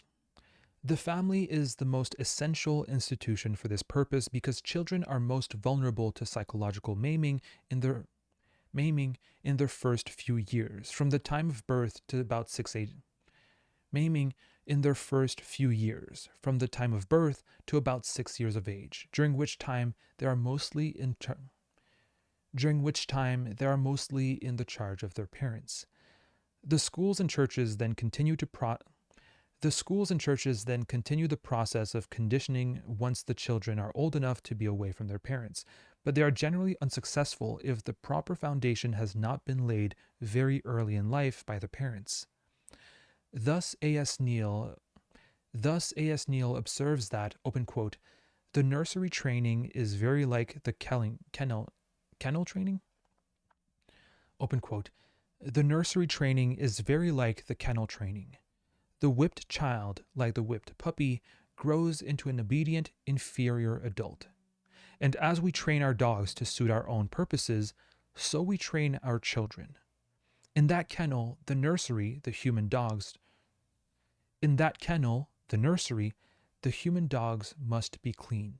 They must feed when we think it convenient for them to feed. I saw 100,000 obedient, fawning dogs wag their tails in the Tempelhof, Berlin. I saw 100,000 obedient, fawning dogs wag their tails in the Tempelhof, Berlin, when, in 1935, the great trainer, Hitler, whistled his commands. End quote.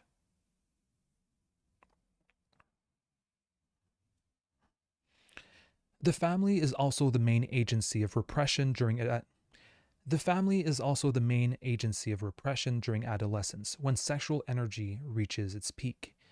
This is because the vast majority of parents provide no private space for adolescents to pursue undisturbed sexual relationships with their partners, but in fact actively discourage such behavior, often, as in fundamentalist Christian families, demanding complete abstinence, as the very time when abstinence is most impossible.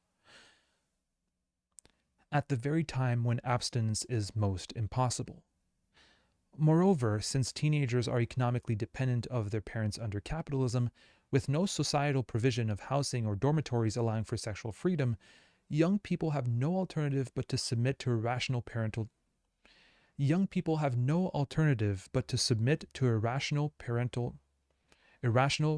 demands for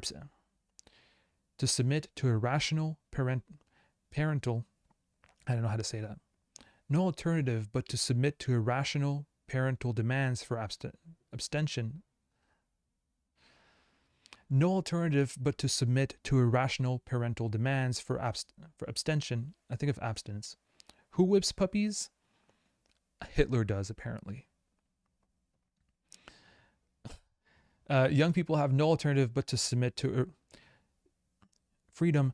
Young people have no alternative but to submit to irrational parental demands for abstention from premarital sex. This in turn forces them to engage in furtive sex. Furtive?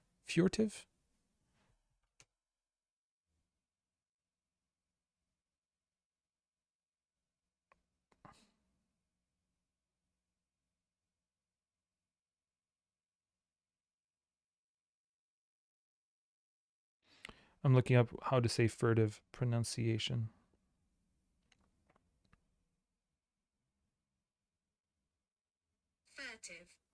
Furtive. Okay. Oh shit! Did we get a raid? Hello, it's Zacap raiding with 38 people. Hello! We're reading right now. We're reading Anarchist FAQ. I knew it was a raid because I saw Zeodurk. And I remember that name. Yeah, it's my first raid in like a year and a half. Yeah, long time no see. Hello, raiders. Good day. Hello. All right, let me introduce myself. Hi, my name is Sean. I have a YouTube channel on art history, mostly art history, but I'm also an anarchist. And I do streams. I stream regularly with a community that is super active and dynamic. Actually, okay, that's a joke. I haven't streamed in like a year and a half, but surprisingly, the community's still there. That just shows how strong and how resilient we are, aren't we? Aren't we? The community. Yeah, we're reading right now. Thank you, staff Saj, for following. Everyone say hi to like the new followers, by the way, if there are new followers when they come. Yes, right now we're reading a text from an anarchist FAQ. An anarchist FAQ is basically, well, it kind of says what it is, an anarchist FAQ. And right now we're reading How is the Mass Psychological Basis for Authoritarian Civilizations Created? And the answer so far is by sexual repression and through the patriarchal family structure. It's super interesting. It's just a bit weird because it's talking about childhood sexuality, but it's talking about how childhood sexuality is very often repressed by the family, and how sexual repression, which comes from patriarchal family structure, which is monogamous, is at the basis of authoritarian values, which is a bit. It's I don't know if it's a hot take. It's Wilhelm Reich, basically, that's being quoted for saying that. It's an interesting one. I don't know how to feel about it so far, but it's definitely interesting. Oh, Kapar says, love the channel. This is the first time I catch the live stream. Thank you. I'm happy you're here. Earlier today, we talked about how I ran for the elections in Canada. We talked about a book I read. We talked about some movies.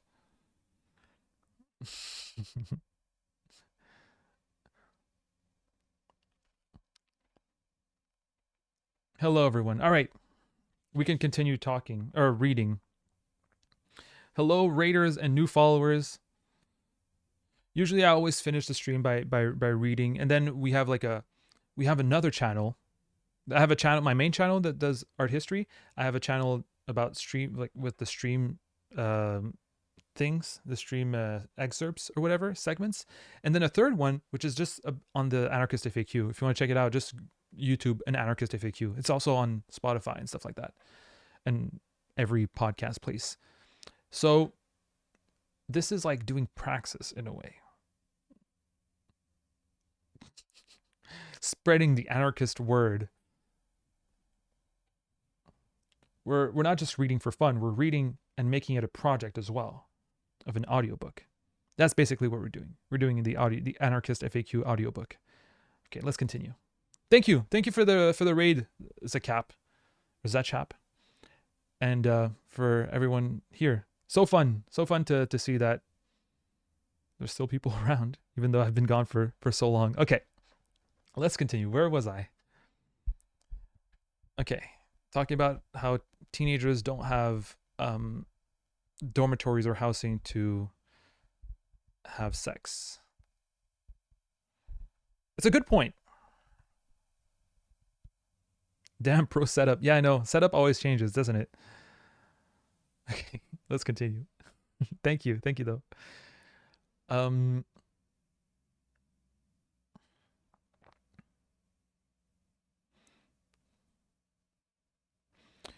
This in turn forces them to engage in furtive sex in the back seats of cars or other out of the way places where they cannot relax or obtain full sexual satisfaction.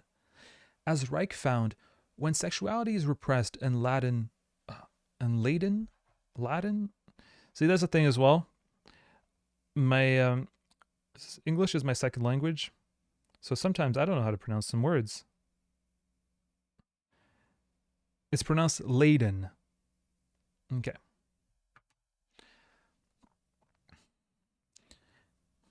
As Reich found, when sexuality is repressed and laden with anxiety, the result is always some degree of sexual.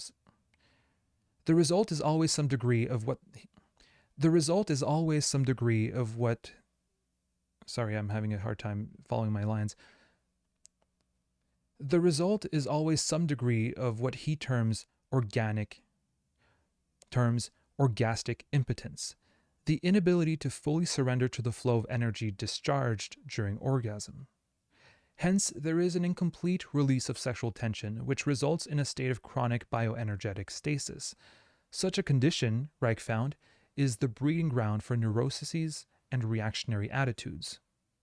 For further details, see section J.6. In this connection, it is interesting to note that primitive societies such as the Trobriand Islanders, prior to their developing patriarchal authoritarian institutions, provided special community houses where teenagers could go with their partners to enjoy undisturbed sexual relationships, and this with society's full approval. Such an institution would be taken for granted in an anarchist society, as it is implied by the concept of freedom. For more on adolescent sexual liberation, see section J.6.8.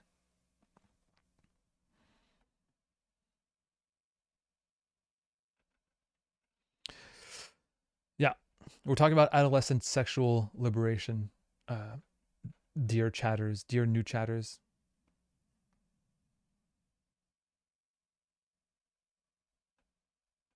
Yeah, I finally got a table. The follower is still following. Yep.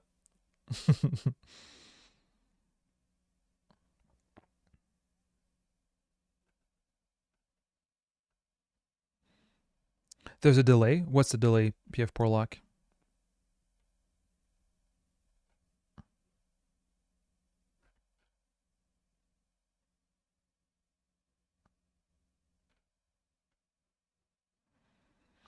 We're reading an anarchist FAQ, and then there's someone in chat saying that anarchism can work or can't work.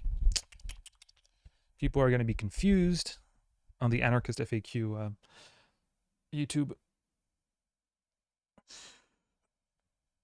Ugh, okay.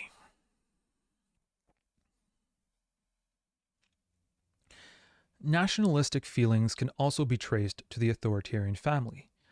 A child's attachment to its mother is, of course, natural and is the basis of all family ties. Subjectively, the emotional core of the concepts of homeland and nation are mother and family, since the mother is the homeland of the child, just as the family is the nation in miniature. According to Reich, who carefully studied the mass appeal of Hitler's National Socialism, nationalistic sentiments are a direct continuation of the family tie and are rooted in a fixated tie to the mother. As Reich points out, although infantile attachment to the mother is natural, fixated attachment is not, but is a social product.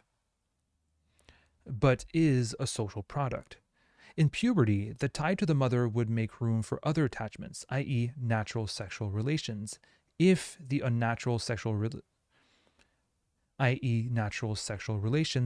if the attachments, i.e., natural sexual relations, if the unnatural sexual restrictions imposed on adolescence did not cause it to be eternalized. It is in the form of this socially conditioned externalization that fixation on the mother becomes the basis of nationalist feelings in the adult, and it is only at this stage that it becomes a reactionary social force.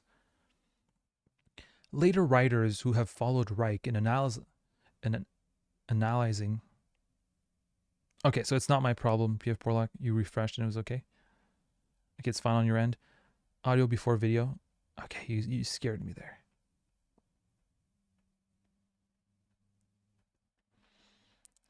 Yeah, thank you for spicing up the stream, Magna.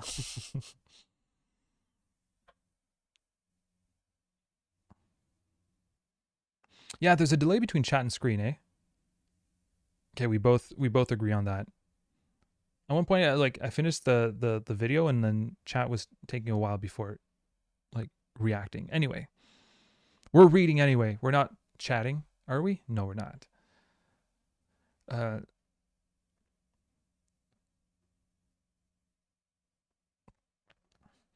Later writers who have followed Reich in analyzing the process of creating reactionary character structures have broadened the scope of his analysis to include other important inhibitions besides sexual ones that are imposed on children and adolescents. Ryan Esler, for example, in her book Sacred Pleasure, stresses that it is not just a sex-negative attitude, but a pleasure-negative attitude that creates the kinds of personalities in question. Denial of the value of pleasurable sensations permeates our denial of the value of pleasurable sensations permeates our unconscious, as reflected, for example, in the common idea that to enjoy the pleasures of the body is the animalistic and hence bad side of human nature, as contrasted with the higher pleasures of the mind and spirit. By such dualism, which denies a spiritual aspect to the body, people are made to feel guilty about enjoying any pleasurable sensations, a conditioning that does, however, prepare them for lives based on the sacrifice of pleasure, or indeed even of life itself, under capitalism and statism, with the requirements of mass submission to alienated labor, exploitation, military service to protect ruling class interests, and so on. And at the same time, authoritarian ideology emphasizes the value of suffering, as for example through the glorification of the tough and sensitive warrior hero who suffers and inflicts necessary suffering on others for the sake of some pitiless ideal. Eisler also points out that there is, open quote, ample evidence that people who grow up in families where rigid hierarchies and painful punishments are the norm learn to suppress anger towards their parents. There is also ample evidence that this anger is then often deflected against traditionally disempowered groups, such as minorities, children, and women. End quote. This repressed anger then becomes fertile ground for reactionary politicians whose mass appeal usually rests in part on scapegoating minorities for society's problems. I know for the flashbang mode instead of dark mode, but I hate reading in dark mode. Like, I like dark mode, but like reading this much in dark mode, I don't like it. But thank you, Zakap, for or I'll just say Zach. Thank you, Zach, for the raid, by the way.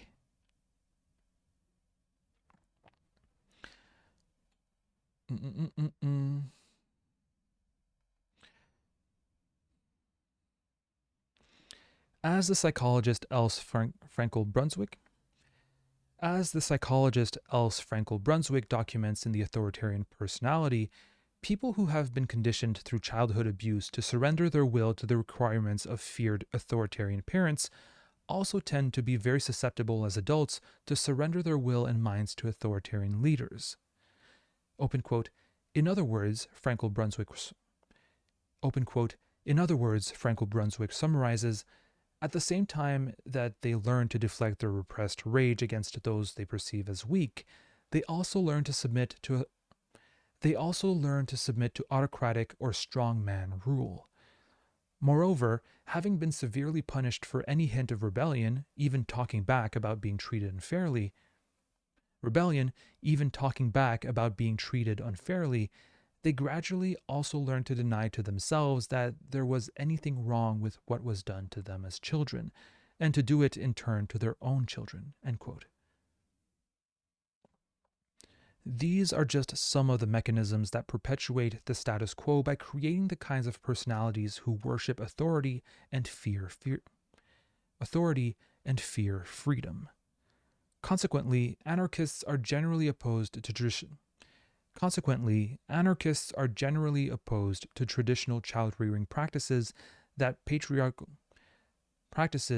patriarchal authoritarian family and its values, the suppression of adolescent sexuality, and the pleasure-denying, pain-affirming attitudes taught by the church and in most schools. In place of these, anarchists favor non-authoritarian, non-repressive child-rearing practices and educational methods, see section J.6 and section J.5.13 respectively, whose purpose is to prevent or at least minimize the psychological crippling of individuals, allowing them instead to develop natural self-regulation and self-motivated learning. This, we believe, is the only way for people. I'll take out the two. This, we believe, is the only way for people to grow up into happy, creative, and truly freedom-loving individuals who will provide the who will provide the psychological ground where anarchist economic and political institutions can flourish. All right. Can't believe we already read an anarchist FAQ. The next one. Wow. Isn't that great? How does that feel? Do you feel like a dose of nostalgia? Do you feel like, wow, we're working here, and feel like the serotonin or the good feeling juices of being productive? Magna says someone will always try to oppress. You can't systematically stop them without a state. Well, guess what? Next stream we'll be reading Can Hierarchy Be Ended? Aren't we lucky to have that readily available for us?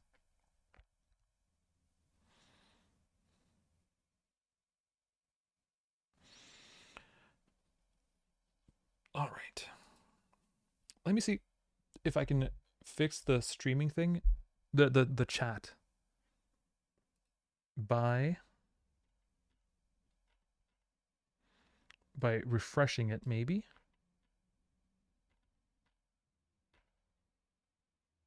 Let's try that. Chat box.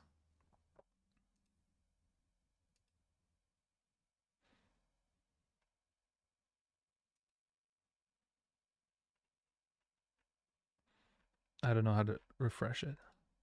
Oh well. I'll have to be like that. Maybe it's just the internet. I said my internet might not work for this. It is working. It's just I think there's a little delay with By the way, 2 minutes ago, Loco Nato followed. Thank you, Loco Nato, for following. People are going to say hello to you. They better.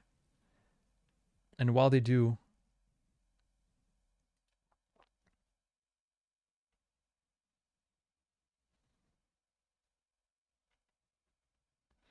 we're going to continue. Pyroanarchist and Magna can continue their debate in the Discord. What'd y'all think of the of the chapter before we leave? I think the whole Freud thing is kind of, and like focusing on sexuality is like very, I don't know how valid that is or how pertinent that is. Talking about why people become authoritarian is because they were repressed sexually when they were children. When they're at adolescents, I get it, but children is a bit, I don't know. And also, but however, the whole thing about authoritarian societies being rooted in patriarchal families and how the patriarchal family came about through monogamous marriages and the power that monogamous marriages can give to powerful families. That was really good. Aldsur says, "Long live the chair." There is no chair. You can't see it.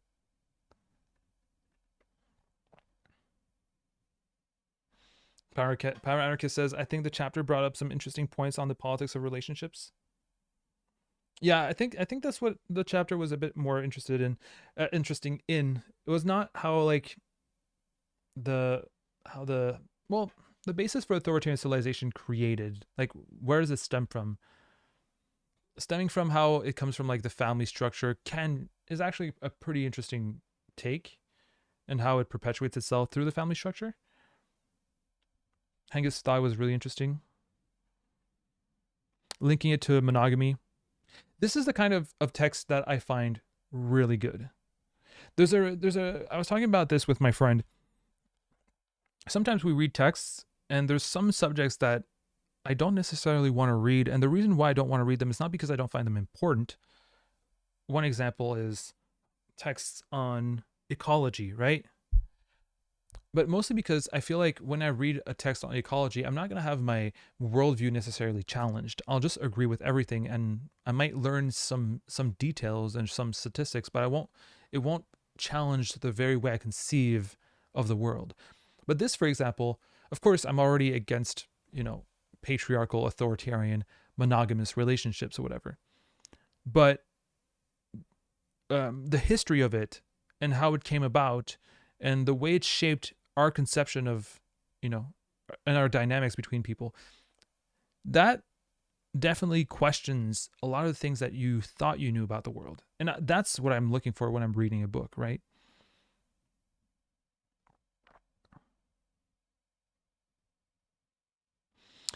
That's what PF4, like, I agree. Sounds a little like an argument a PDF file may make. I know. That's what I was thinking the whole time I was reading.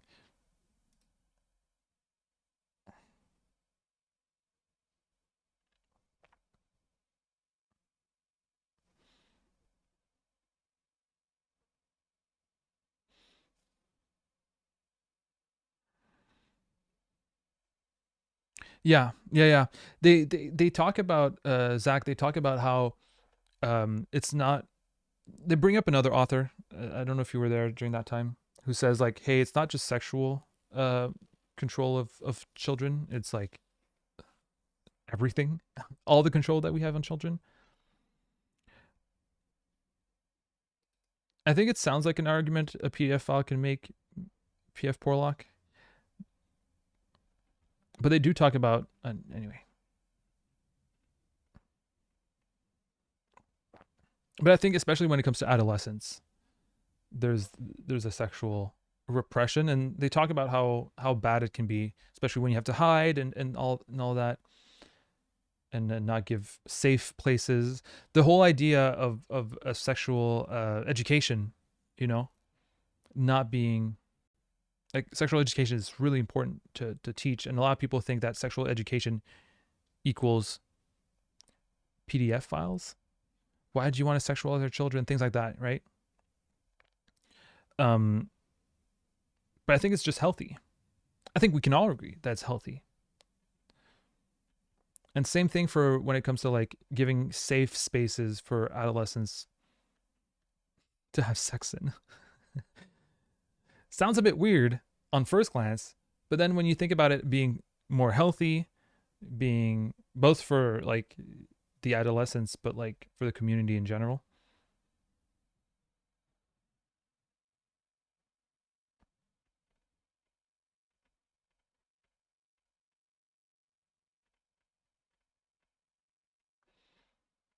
Really going on this this debate between Magna and Pyranarchist and Alzurge now. All right. Hey, for a first stream going for 4 hours, I feel is not too bad. Okay, for a first stream in like an hour and a half, in a year and a half. I mean, we talked a lot about a lot of things. We read.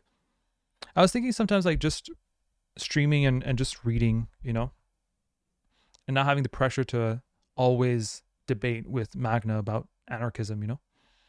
We'll see how it goes.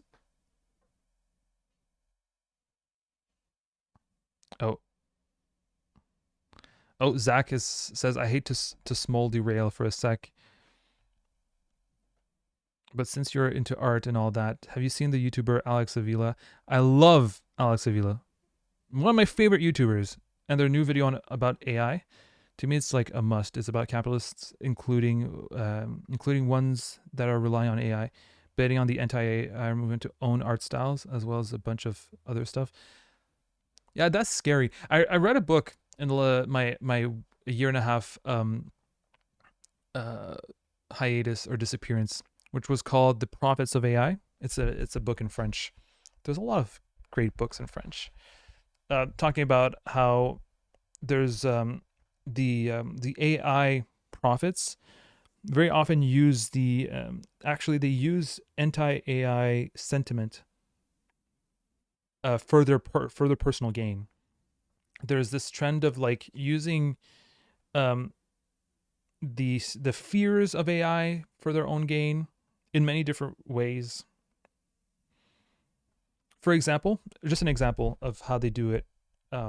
It's not in terms of AI art, but the whole idea that AI is going to take over the world and it's very dangerous because it's so strong and all that. Well, you would think that that's a good argument to say, hey, let's stop this AI bullshit because it's so strong and can destroy the world and all that.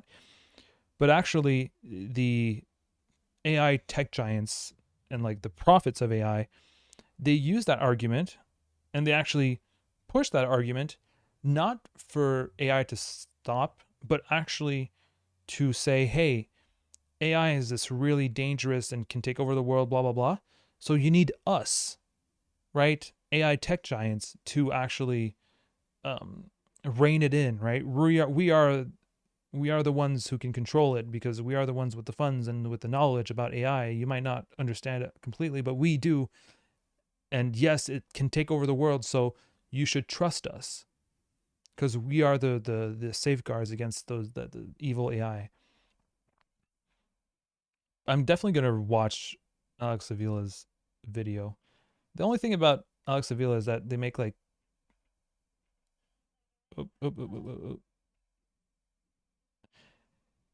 yeah, that's a 3-hour video. That's an entire stream.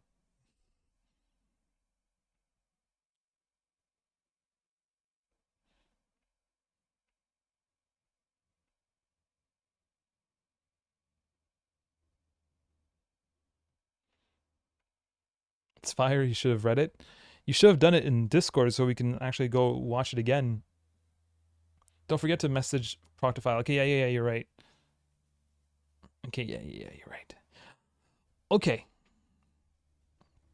Check out Alexander Avila's Avila's video.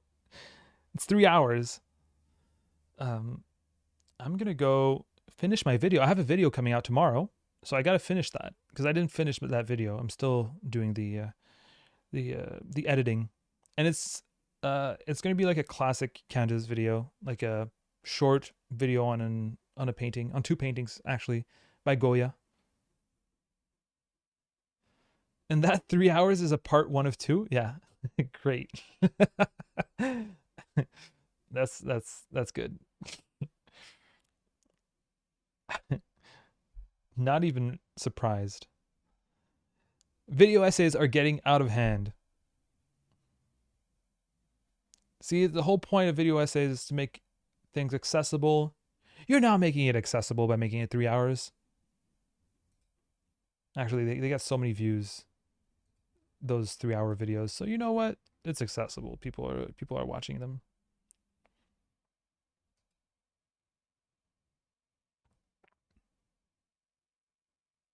Okay. Enough.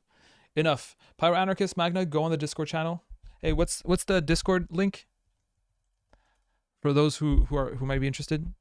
Exclamation mark Discord. Where's the bot? Bot. Where's the bot? Thank you.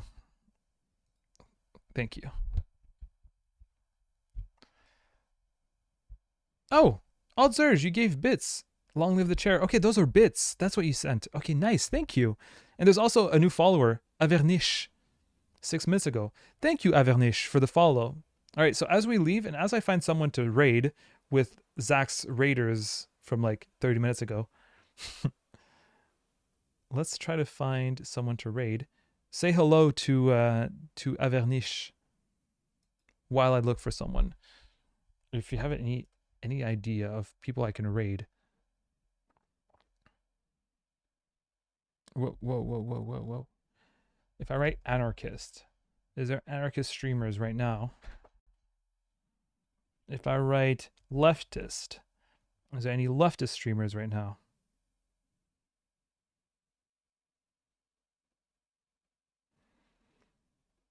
There are. I'm going to tell you a couple of streamers, and you're going to tell me if there's one that you would like to be rated to. I count on you. There is Thickness, who's from Ireland. I think that's the person we're gonna raid. Someone playing Yu-Gi-Oh! I'm not gonna send you that there. I'm sorry, Yu-Gi-Oh! People who like that, who like it. There's Lux Progressive, who I don't know what they're just chatting as well. Seem to be looking at art. That could be interesting as well. They have Free Palestine in their thing. That's nice. Pat Weston is doing a woke Zelda movie.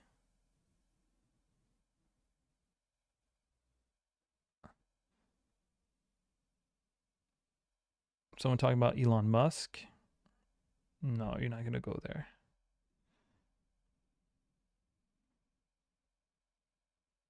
So many choices. Hassan. I don't think Hassan needs my.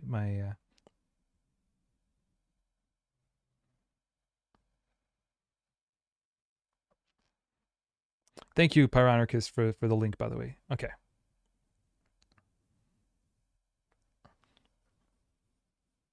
Cell thickness? Okay. Cell thickness. Is cell thickness cool?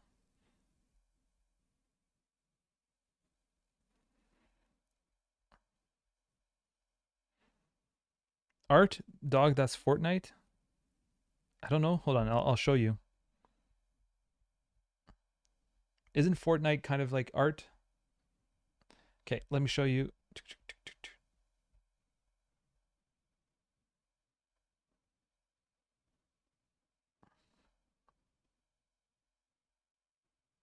Here. Oh, Matthew Kohai 3 is now following. Thank you for the follow, but I'm just about to send people to. Well, you're following so that now you can follow the next stream.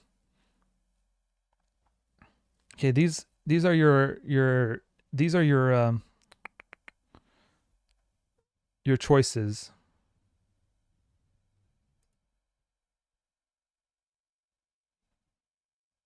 Who do you want to raid? And no, that's not Fortnite right here. I feel like that's art. No?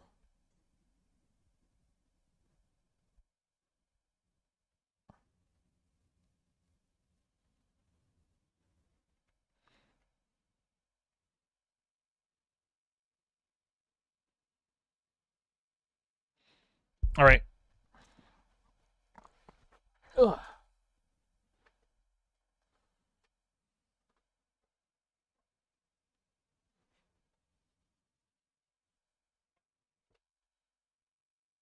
We are going to raid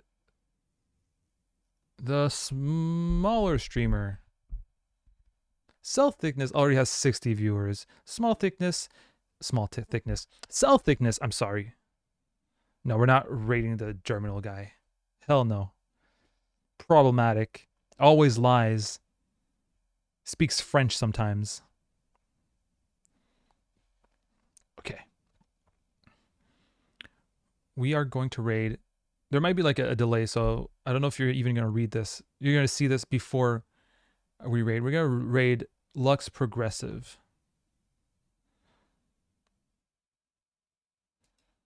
Okay, how do I raid again? Let me.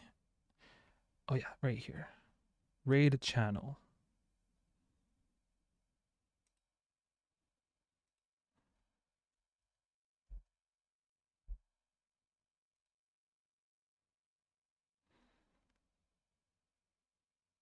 Oh, they are gaming. They're doing Fortnite. Okay, maybe not. Who knew they were doing Fortnite?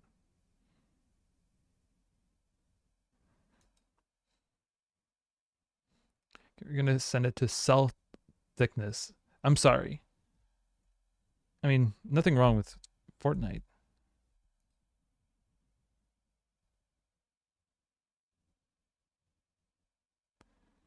Cell thickness is watching Analyzing Evil, Spec Ops The Line. So go enjoy that. All right. All right, friends. All right, see you later.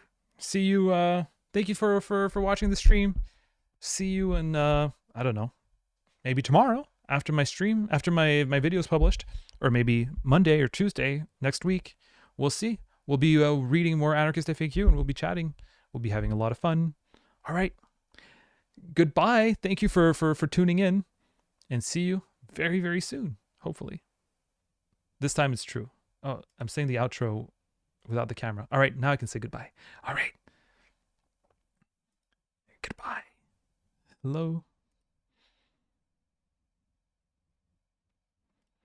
Is the rating sent? Is it rating? Oh, it's not rating right now. When? Okay, I can raid now. I'm sorry about this. I'm just...